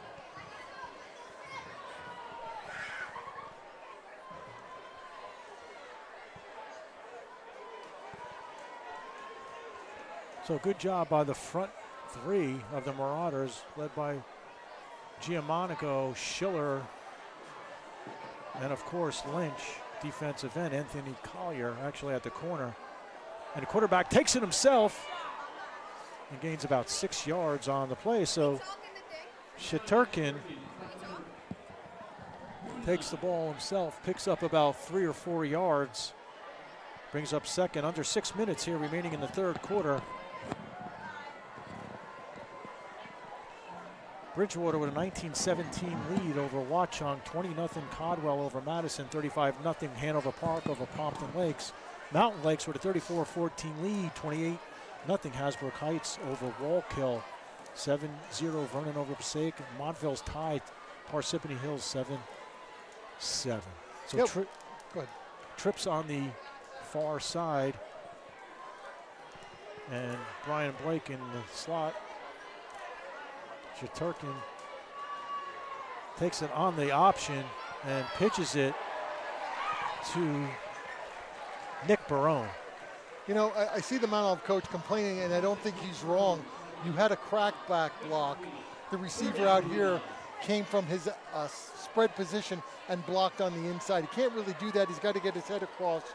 I think the coach got a good argument over there. Trips on the far side. Barone in the backfield with Shaturkin, and number 7, Justin Mondestin, is the receiver here on the near side. Little personnel changes as Nick Rubino comes into the football game. I like the way Mount Olive has this defended, Danny. They're playing a straight up 3. The 4 linebackers. Third down and short. Still got a single covered in front of us. Shaturkian throws the ball to number 7, Justin Mondestin, and Mondestin's got speed. He's taken down inside the 30. Let's go to the replay on that. Dan, that was a real simple play. Wayne Valley did a great job blocking at the point of attack. You know, Manoff stepped up, but they got blocked well. Here it is. Just watch the blocking after he catches the ball. In here, they bring out their horses. Great block there, and he's off.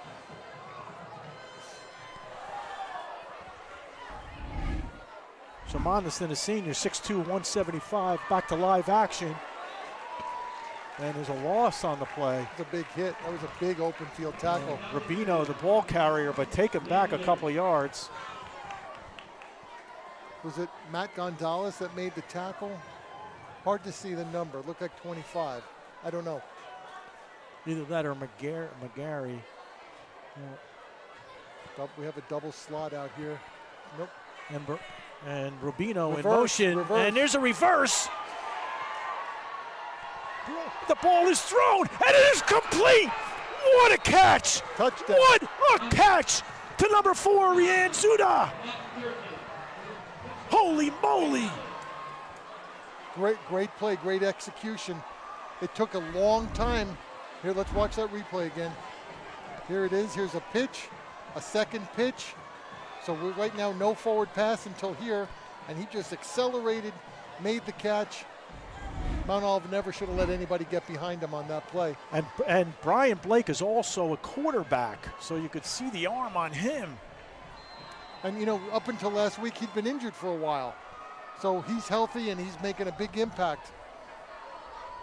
And I suppose it makes sense that Wayne Valley's going to go for 2. What a great pass, great catch to bring Wayne Valley back in this football game. They're going for 1. I'm wrong here. Well, the kicker's, he's got a really good leg. That's Ryan Schmitz. He was kicking for 30-yard field goals in practice, and the ball was up, and that's, without a doubt, through. Mount Olive holding on to a 21-13 lead. We'll be right back in 30 seconds.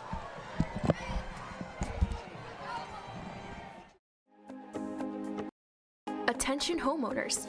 Get ready to meet Brandy Brosian of Compass Real Estate.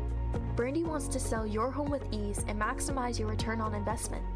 Providing a personalized approach that includes deep cleaning, to staging, to professional digital exposure, Brandy's innovative approach provides so much added value that you and your home will feel the VIP difference. Don't wait another day. Reach out to Brandy Brosian today.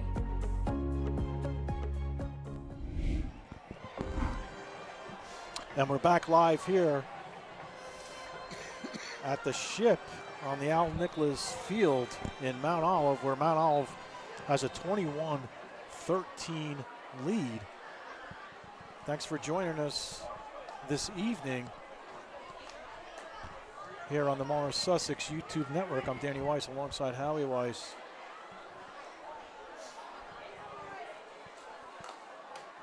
I got producer Will to my right. Great job as always.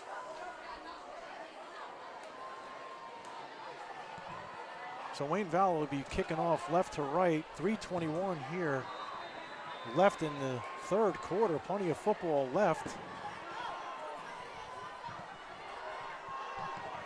If there's a wind advantage, Wayne Valley has it right here.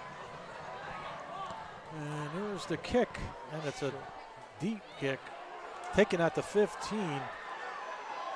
Block in the back. That's a block in the back. And the 30, and the ball was There's fielded the by flag. There's the flag. Rondell Derrick. Yep.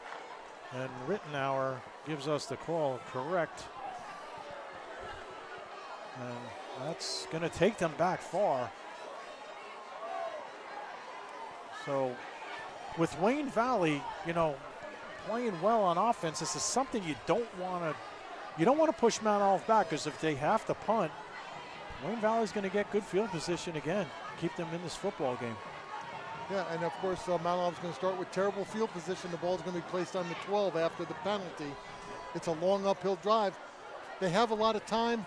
They need to be patient. See what happens. So Mount Olive comes out in twin receivers, Mullery the top receiver, and Asbury hands it off to Cumming. And what a tackle, met right at the line of scrimmage. And it looked like number 5, it looked like, Danny. Yeah, Brendan Immediato. 3 minutes, coming upon 3 minutes left here in the third quarter. Second down and 10. Carpini, the receiver, on the near side. Mullery up top. Asbury and Cumming in the backfield. And Asbury throws the ball off to a wide open Carpini. And Carpini is taken down at midfield. What a phenomenal combination all year. This time when they really needed it. Fine cover. Watch the defense. Watch the protection. They got a double team on the big guy up front. A quick release. Beautiful play. Once again, same formation. Carpini here on the near side. Cumming and Asbury in the backfield. And Asbury takes it himself and loses 2 on the play. Actually wasn't down. And that small frame of his fights his way, but just gets back to the line of scrimmage. It looks like the safety from Wayne Valley, number 9. I can't see that, Danny. That's the quarterback, Matthew Shiturkin, but playing corner. So he's playing corner. I watched him on that play. Right before the snap of the ball, he anticipated a pitch, and he committed himself to playing the outside. They brought an extra man up, forced Mount Olive in, which is why there was no play on the play, no gain on the play. Trips on the far side. Asbury fakes the pass on the screen, throws it deep, and the ball's intercepted. The ball is intercepted by number 1, Brian Blake. Wayne Valley takes the ball over. Unfortunately, Danny threw into double coverage. You know, he had an open man there, he had an open man there. Throwing a little bit into the wind if there's any wind. Again, I mentioned earlier, they had plenty of time. Work the drive. Don't have to go for the home run. Giving the ball back to Wayne Valley at this point, all the momentum is in the hands of Wayne Valley right now, Danny. First down and 10 for Wayne Valley. The momentum continues to go their way here in the second half. Ball on the 20.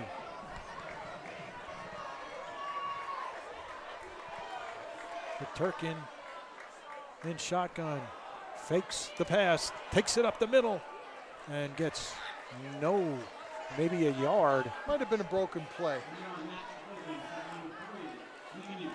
Second down and 10.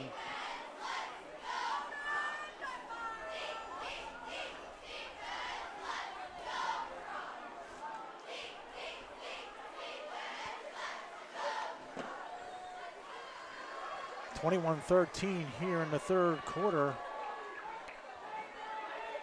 Mount Olive over Wayne Valley in the North 2 Group 4 first round of the playoffs. Again, we've seen a lot of success from Wayne Valley out of this formation, Danny. They've tightened it up a bit.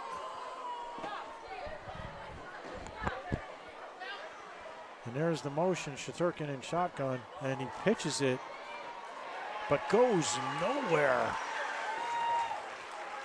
So the ball is pitched to Blake, and a host of Marauders as Aiden Lynch on the bottom of the pile.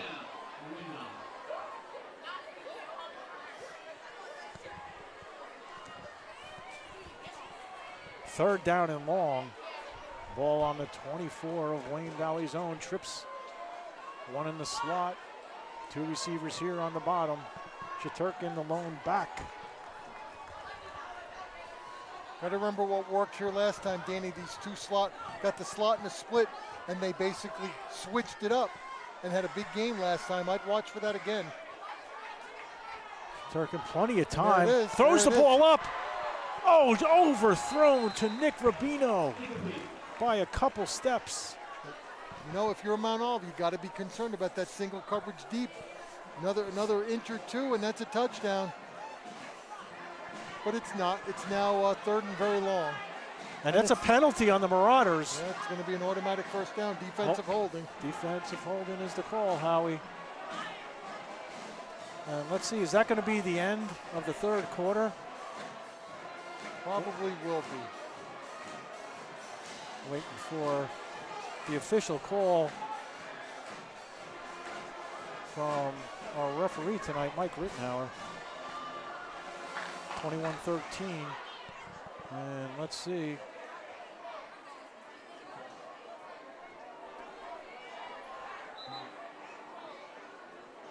Not exactly sure what's happening. Well, I think if nothing else, Danny, are they determining if they're going to take the penalty? It looks like Wayne Valley coaches in conversation. They're sending the coaches off the field, so it's not a stoppage, but the game clock shows us it's the end of the third. So maybe when they settle it down. But it's third and short. I guess in high school, Danny, it's not an automatic first down. Maybe it's a 10-yard penalty, and it was right. It was third and 11 or 12, correct. Well, look at the game clock. That's what I'm concerned about. Well, maybe there's 1 second left. But regardless, we are at the tail end of the third quarter. And the ball is faked. Handoff! Single coverage. Wow, we got almost. Quarterback got hit hard. Mount Olive defender fell down. Lucky on both teams. That's the end of the third quarter now, Danny. That's the end of the third quarter. Mount Olive 21, Wayne Valley 13. Thank you for joining here on tomorrow's Sussex Sports YouTube Network. I'm Danny Weiss alongside Howie Weiss. We'll be back for the start of the fourth quarter.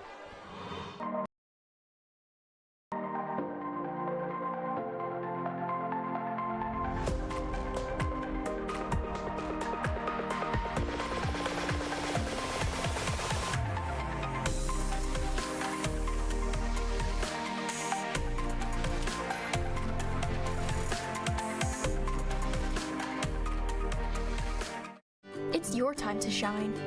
This summer, we are ready to help you conquer any exam. Our expert tutors will teach you key concepts, useful strategies, and time management skills to make you feel more ready for exams. Here are the tests we can help you prepare for. Give us a call today to learn more about our test preparation programs and to set up your initial assessment. We'll give you a practice test and use your scores to help create a customized game plan.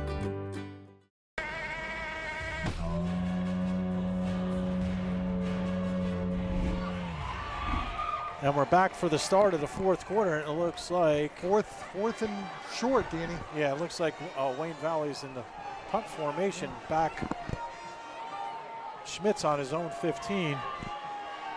And the ball's nice punt. Oh, but it takes a Marauder bounce. So the ball is on the Marauders' own 47. Good field position. You know what's interesting about this field position, it's aggressive from Mount Olive, but it gives them enough time to work the clock down as they get closer downfield. So the key here on this drive, Mount Olive needs to burn the clock, keep on knocking down the first downs, and chip away at it into just the right, because right now as we get closer in the fourth quarter, the clock is going to be the enemy here for Wayne Valley. It's a touchdown plus an extra 2-point conversion at this point. Mullery, the receiver, Carpini and Zapata up top. Asbury and Cumming in the backfield. I need to account for the pole. Dan, I'm over here now. And there's the motion by Zapata, and the ball is handed off to Cumming. Cumming runs on the inside of the big man, Aiden Lynch. From what looks like about 6 yards. You're right, Danny, about 6 yards. And I'm expecting to see a lot more of this, Danny, because it's a clock killer. Same personnel in the football game. And there's the motion again, and the ball this time is taken by Asbury. Asbury gets to the 35, inside to the 33-yard line for a Marauder first down. That's a tough play to defend, especially when they've had so much success running to the outside. Asbury pulled it, found the hole, and picked up a big chunk of yardage there, Danny. It's a nice read by the young man. And they're going to watch the clock tick. Right, there it is, new keys to the game. Here's the play. Wayne Valley has to protect the outside, making the inside a little bit weaker.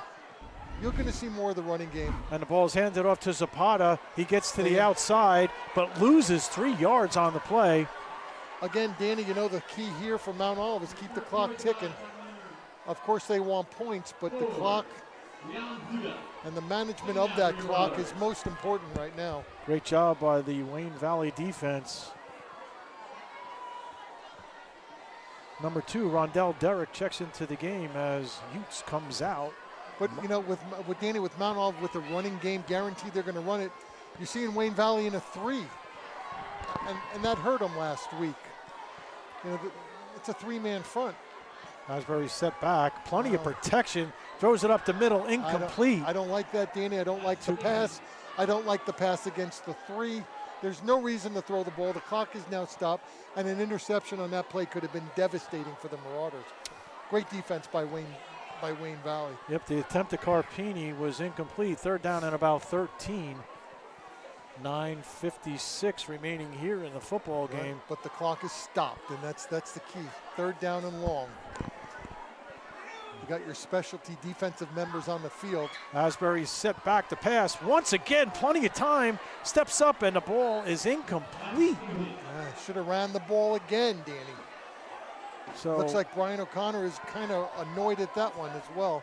Yeah, there were some receivers that open, and I think he was pointing to Zapata, who might have been open deep, and Asbury ran to his left instead of his strong side, the right side. I'm going to stick to what I said, Danny. Those last 2 plays, if you kept it on the ground, you're probably closer to 8 minutes on the game clock. So the Marauders are forced to punt. Need a good punt here, Danny. This is all about field position. And it's a high punt, but it's long. That's a good punt. And that's going to go into the end zone. So with 9:43 here in the football game, Wayne Valley gets another shot here early on in the 4th quarter where Marauders with a 21-13 lead. Yeah, they're going to start on the 20-yard line. Again, it's a long drive, but Mount Olive's got to be aware of the long pass play. They've had a ton of success throwing the ball. They've got great pass protection. Mount Olive can't give up the big play. Still plenty of time. 1st down and 10.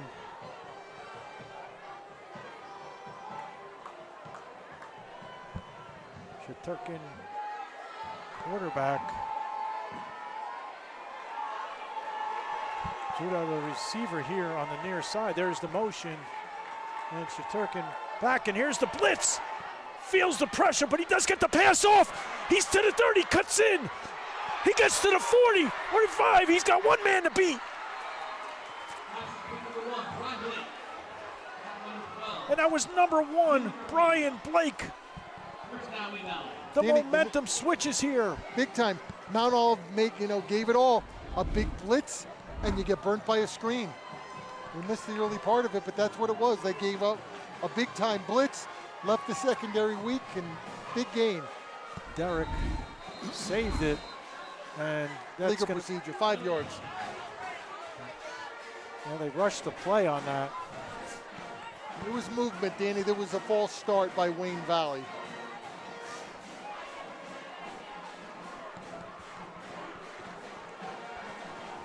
Mullery checks out of the game, and Anthony Collier in. And now the ball is slightly inside Wayne Valley territory, 21-13, 8:55. And well, you know, a key here, Danny, is both teams have to remain level-headed. Wayne Valley's got to keep the ball moving. Mount Olive can't feel bad about giving up a big play. Got a blitz coming here from Mount Olive. Turkin takes the ball himself, and he gets back almost to the original line of scrimmage. Who was that? Was that Lincoln Utes on that tackle, Danny? I can't see. Do you know what? I didn't get the number on that. It did look like a single number. It's a nice tackle, though. A good open field tackle. 2nd down and 10. Ball on the 41 of the Marauders. Lots of personnel changes here. Personnel changes, but they still got the big boys up front. Justin Mondison checks in, and he's the receiver on the far side. Here on the trips on the near side. Got it covered, single coverage, Danny. Alongside with Schmitz. And Shaturkin takes it, steps up into the pocket, throws the ball, and the ball's complete. What a catch! What a throw! Danny, it looks like the defender fell down, which didn't help. Great catch by Amiato, Brendan Amiato. Big target at 6'3". Yep.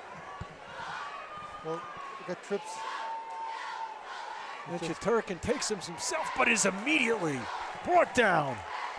Yeah, that was a nice job on the replay. We saw that. The defender kind of slipped at a bad time. But the very next play, Wayne Valley had a loss of about 3. So back to the trips on our side, Danny. Yep. Shaturkin at his own 22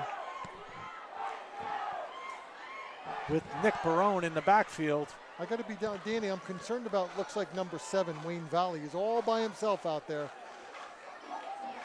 He puts a move on the defender. He's walking into the end zone. And he's 6'2". I'd be looking that way. And he goes wide, but it is, you're right, Howie, it is single coverage. And he's looking at him from the beginning, and he's, boy, did I just call that play. And the ball is caught. It is caught. Howie, you call that play from the minute they got to the line of scrimmage. Holy cow on that. Justin Mondestin. You know, you can't even say it's a breakdown of coverage, Danny. What you're doing is you're putting your better athlete, who's, what do you say, 6'3"? Here it is again. It's just athlete on athlete. He just was more aggressive, went for the ball. He used his height to an advantage. From our angle, that should have been a touchdown. What a turn of events here for Wayne Valley as they threaten 1st and goal. What a football game here for the first round of North 2 Group 4.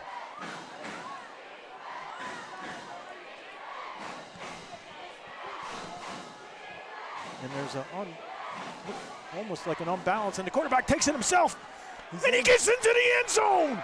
Shaturkin on the keeper. 6 points for Wayne Valley. Well, Dan, this is a simple comment, but they got to go for 2. They're going to go for 2. Nice play, good hustle. They did, you were exactly right, Dan. They jumped into an unbalanced line left. It became a numbers game, and then that's it. They brought more men to the line of scrimmage or the point of attack. This could be the season for Wayne Valley. Hate to say that, but this is a critical 2-point conversion. Now, I'm actually surprised to see them run the spread. They've had a lot more success running that tight offense, but let's see what they have in mind. And Shaturkin passes the ball, and we got a tie game. We are tied here at the Ship in Mount Olive. 21-21, 5:20 remaining here in the football game. You know, you talk about a turnaround in 1 week, Danny. Last week, Wayne Valley came into this stadium and scored no points. Now here they are, 21 points, all the momentum in the world. And that was Brian Blake to nab the points. Well, we can buckle up if you're home, get comfortable for the next 5 minutes and 34 seconds. We got ourselves one heck of a ball game in front of us.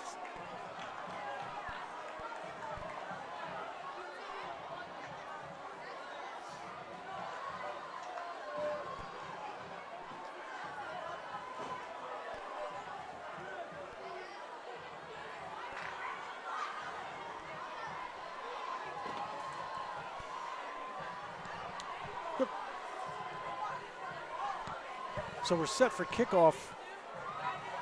That, you know, Danny, that last score kind of sucked the life out of the home crowd as we're standing behind them.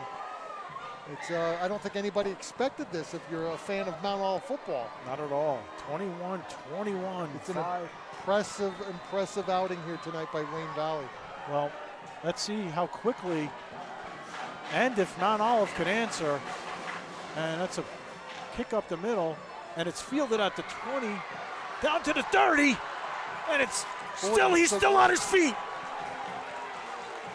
Rondell Derrick takes the ball to the 43-yard line. Mount Olive with plenty of time. 5:26. Yeah, watch it. He just refused to go down. Right there, big pile up. He kept the feet moving. Nobody was wrapping. And he gets down to about, like you said, about the 44-yard line.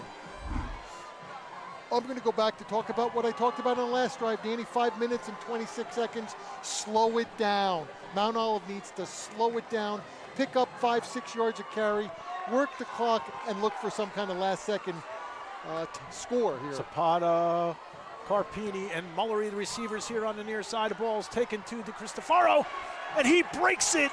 He's on his feet still, and he gains 9 yards on the carry. You know, the key to success right now for Mount Olive is to give Wayne Valley a good old dose of DeCristofaro. Throw in a little Cummings, but keep the ball on the ground, Danny. I said it before, let's keep the ball on the ground if you're Mount Olive. You got to wear down the big boys. They've been on the field a long time. They've stepped out of their 3. They're in a 4. Second down and 1, and the ball is taken by Cumming.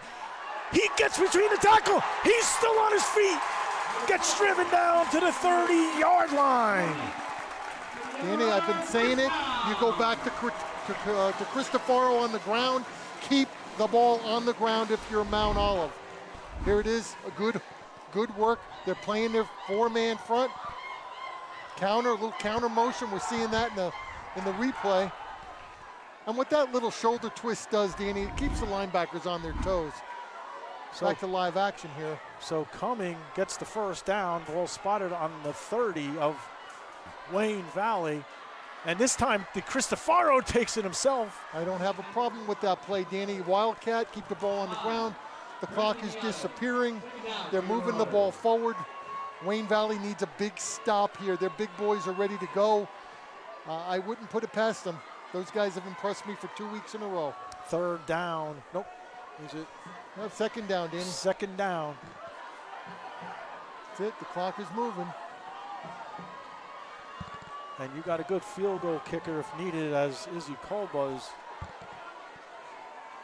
And there's the motion by his, and it's taken by Cumming. He gets to the outside, to the 20, 15, down to the 10, inside the 5. Mount Olive threatening here with 3 minutes and 32 seconds remaining in the football game. Danny, over the last 2 minutes, here we are on the home side of the field. We went from a crowd that was kind of in disbelief to a crowd that's making the stand shake. Just 2 minutes. That was a great run. Thanks for the replay. We were talking over it, but beautiful play. What do, Danny? You keep the ball on the ground. On the ground. And DeCristofaro takes it himself. Touchdown. And he gets in for the score, but there is no touchdown. There's a flag now. Two flags. No, I think the one might not have been a flag, but we got a flag on the play. Let's see what that's all about. You see, look, that's a pink. That might be somebody's hanky. I don't know. It seemed to be tossed, but right. But look, it's pink. We could see it. One yellow flag. That's what's concerning.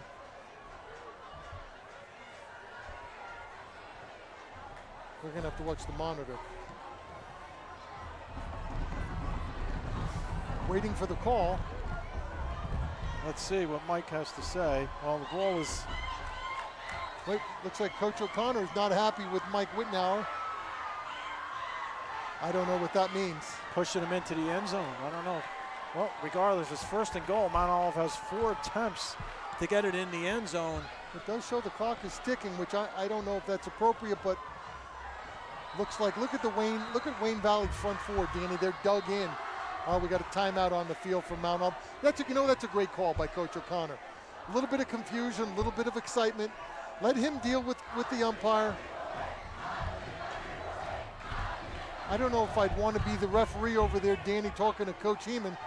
He's probably 3 feet taller than him. Don't get Coach Heeman angry. We're all watching Coach O'Connor in a heated debate with our referee tonight, Mike Wittenauer. Oh, he's explaining. Looks like he's saying he threw him over. His own teammate threw him over, which is probably considered a procedural penalty in high school. That's just going to fire up this Marauder offense. Well, we certainly see Coach O'Connor is fired up right now. And anytime you see Big Zach on the field, that's not looking good. He'll get him fired up. But right before the timeout, Danny, I looked at the Wayne Valley defensive line. They were dug down. They were in a 4-point stand, and they're basically saying, we want more of you. Bring it on. Yeah. Bring it on. You're right. So it's 1st and goal. So after the Marauder timeout, 21-20, 21-21, 2:41 remaining. And I can barely hear myself up here as the crowd is intense. They got to keep the ball on the ground. Here he goes to Cristofaro. And no, he doesn't get in. He got one, it looked like. And again, Mount Olive's strategy is let the clock tick away.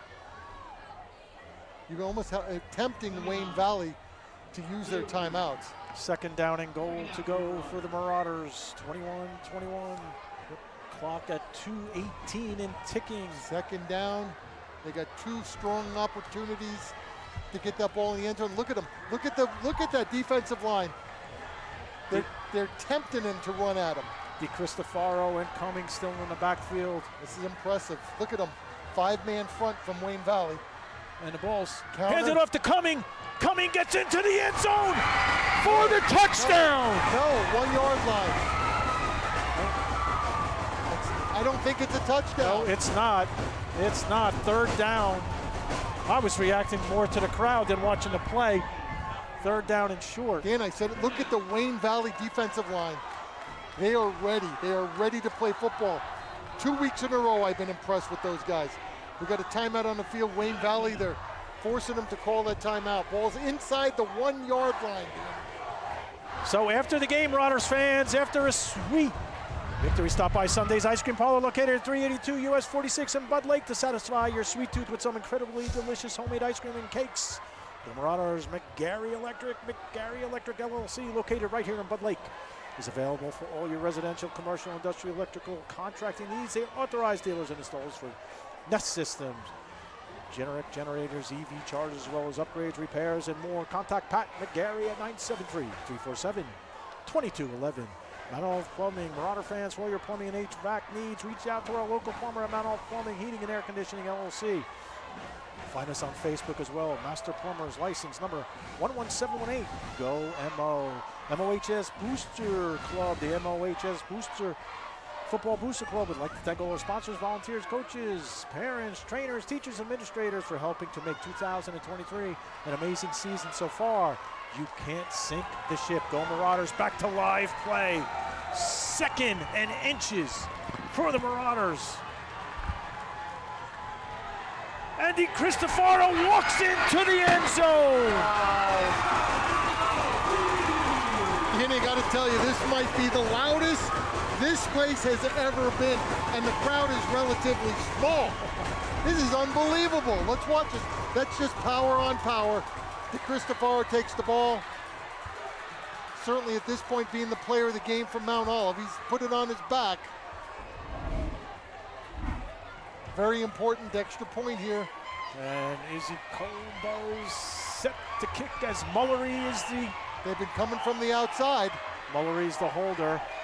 And there's a snap. Great snap. The kick is up.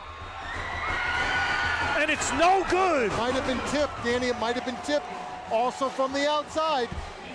Mount Olive should have accounted for that all day long. It's coming from the outside. That's the 2nd blocked extra point. Kind of a tough thing to live with when you're talking about a close game. 6 points with 1:29. Shout out to all our listeners out there. Paul Arvery, thank you for catching us, Paul. I know you got a lot on your plate. Catch highlights and sneak peeks Wednesdays at 4 p.m. on the Playback Preview, only here on Morris Sussex Sports YouTube Network. Advertise with us, 973-713-5944. Reach out to George Muha at MorrisSussexSports.com. Be an advertiser, look at the bottom right part of your screen, and you'll see all our advertisers. We get over 4 million views a week. And you want to be a game day spotter, look up to the top right. You'll get your logo there throughout the entire football game. Howie, 1:29 remaining. Couldn't get any more exciting than this. Mount Olive with a 27-21 lead here in the North 2 Group 4. Yeah, I don't think our screen is right. Wayne Valley, I think, has 2 timeouts, not 3. It's about field position. And it's a long kick. Oh, that's trouble for Wayne Valley.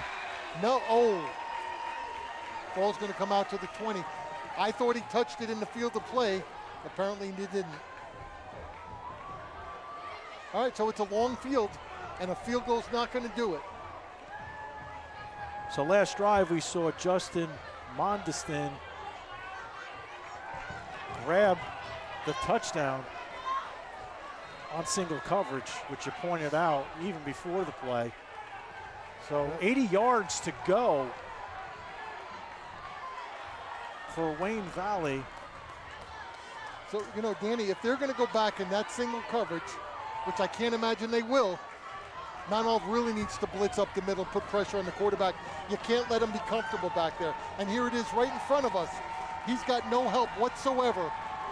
So Turkton and shotgun, and he passes into air, into third air. I think we're not on the same page on that play. Nope, 2nd down and 10.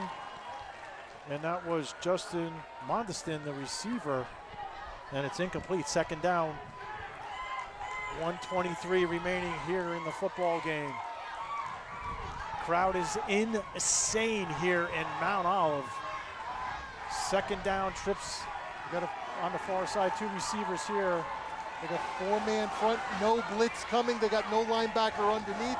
I think they're going to have this covered with no problem. You got the backup. This is a good defense, Danny, for a passing offense right here. And Rubino and Mondestin are the receivers here on the near side, with Mondestin in the slot. And the quarterback takes it himself. Yeah. Gets to the 20, to the 25. Only gains 5 yards. It'll be 3rd down. Danny, he had nowhere to throw the ball. The defense was properly adjusted for. They knew it was going to be a pass. There's a timeout, and it's for Wayne Valley. Clock is ticking down, 1:14 or so. No, there was a timeout for the Marauders. No, I think I saw Mike Wittenauer point at Wayne Valley. Not sure. Did you see something different? I saw him go this way, but maybe. Well, I think we can agree, Danny. It's a timeout on the field. Yeah. It doesn't matter. Clock stops. Now, maybe it's right. We see on the screen each team has 1 timeout, so it doesn't matter who took it at this point. Listen, this can be a byproduct of our producer making it up just like we are.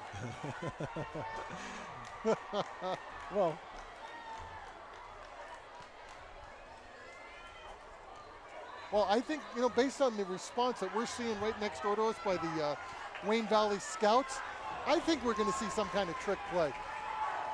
I'm just reading the body language of the coach next to us. Well, good thing we're not in the booth with him. I'm comfortable out here tonight. Got this covered Trips well.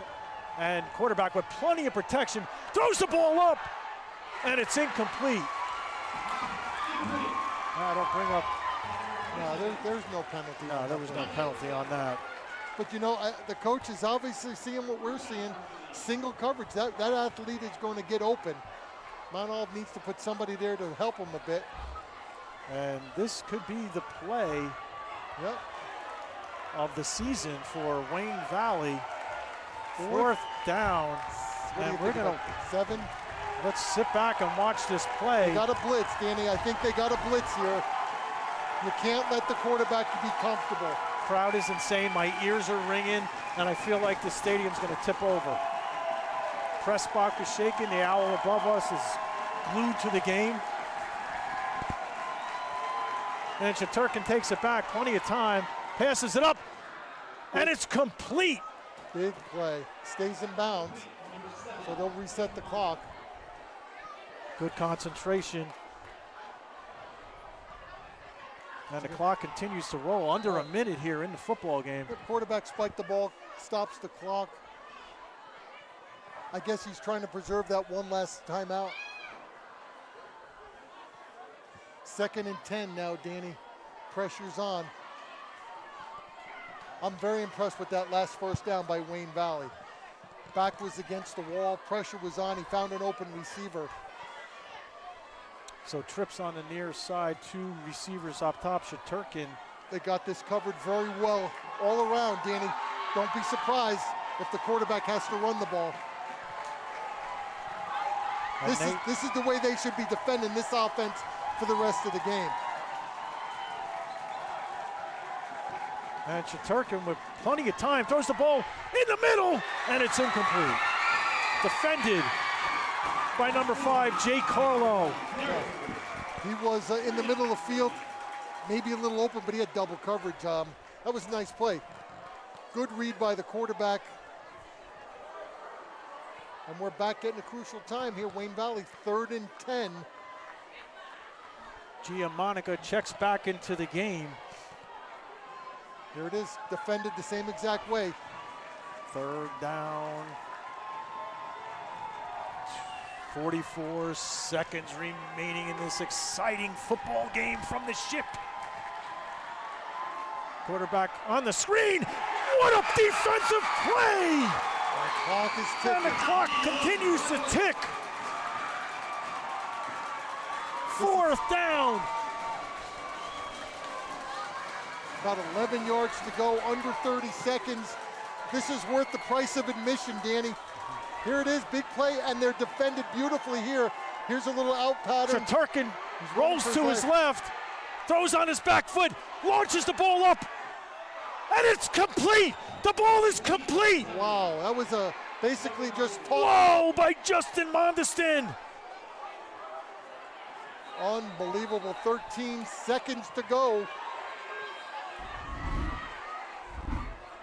Let's go to the replay on that. Look, he just threw the ball up to save his life. Manol probably should have tried to knock it down instead of try to catch it. What athleticism by Shaturkin and his receiver, Mondestin. That's unbelievable, unreal.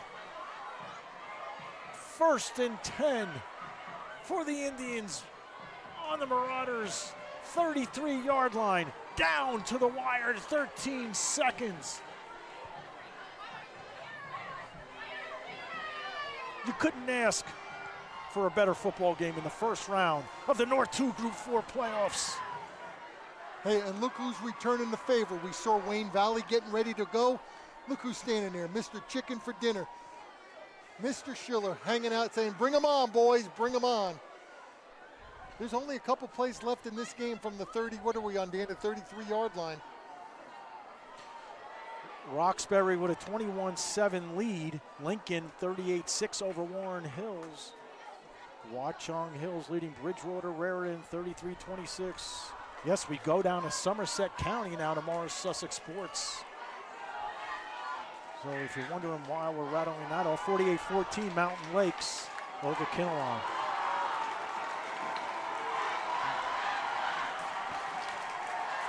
Again, I like the Mount Olive defense. It's putting Wayne Valley in a bad position.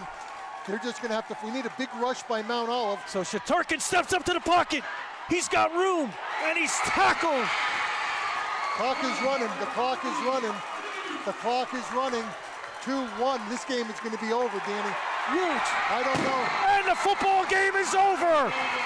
Wow, what an unbelievable game by both sides. Mount Olive 27, Wayne Valley 21 as they advance. What an unbelievable game. You see the agony. You see it. I haven't seen a high school game like this in a long time. Extremely long time. Wayne Valley has nothing to be ashamed about whatsoever. Shaturkin, what a class, fantastic football player. Unbelievable victory by the Marauders as they advance. Yeah, we don't have that Montgomery-Sayreville because we're not covering. So we're going to wait anxiously to see who Mount Olive plays next week at home. So, it'll be another home game. Dana, let's summarize real quick.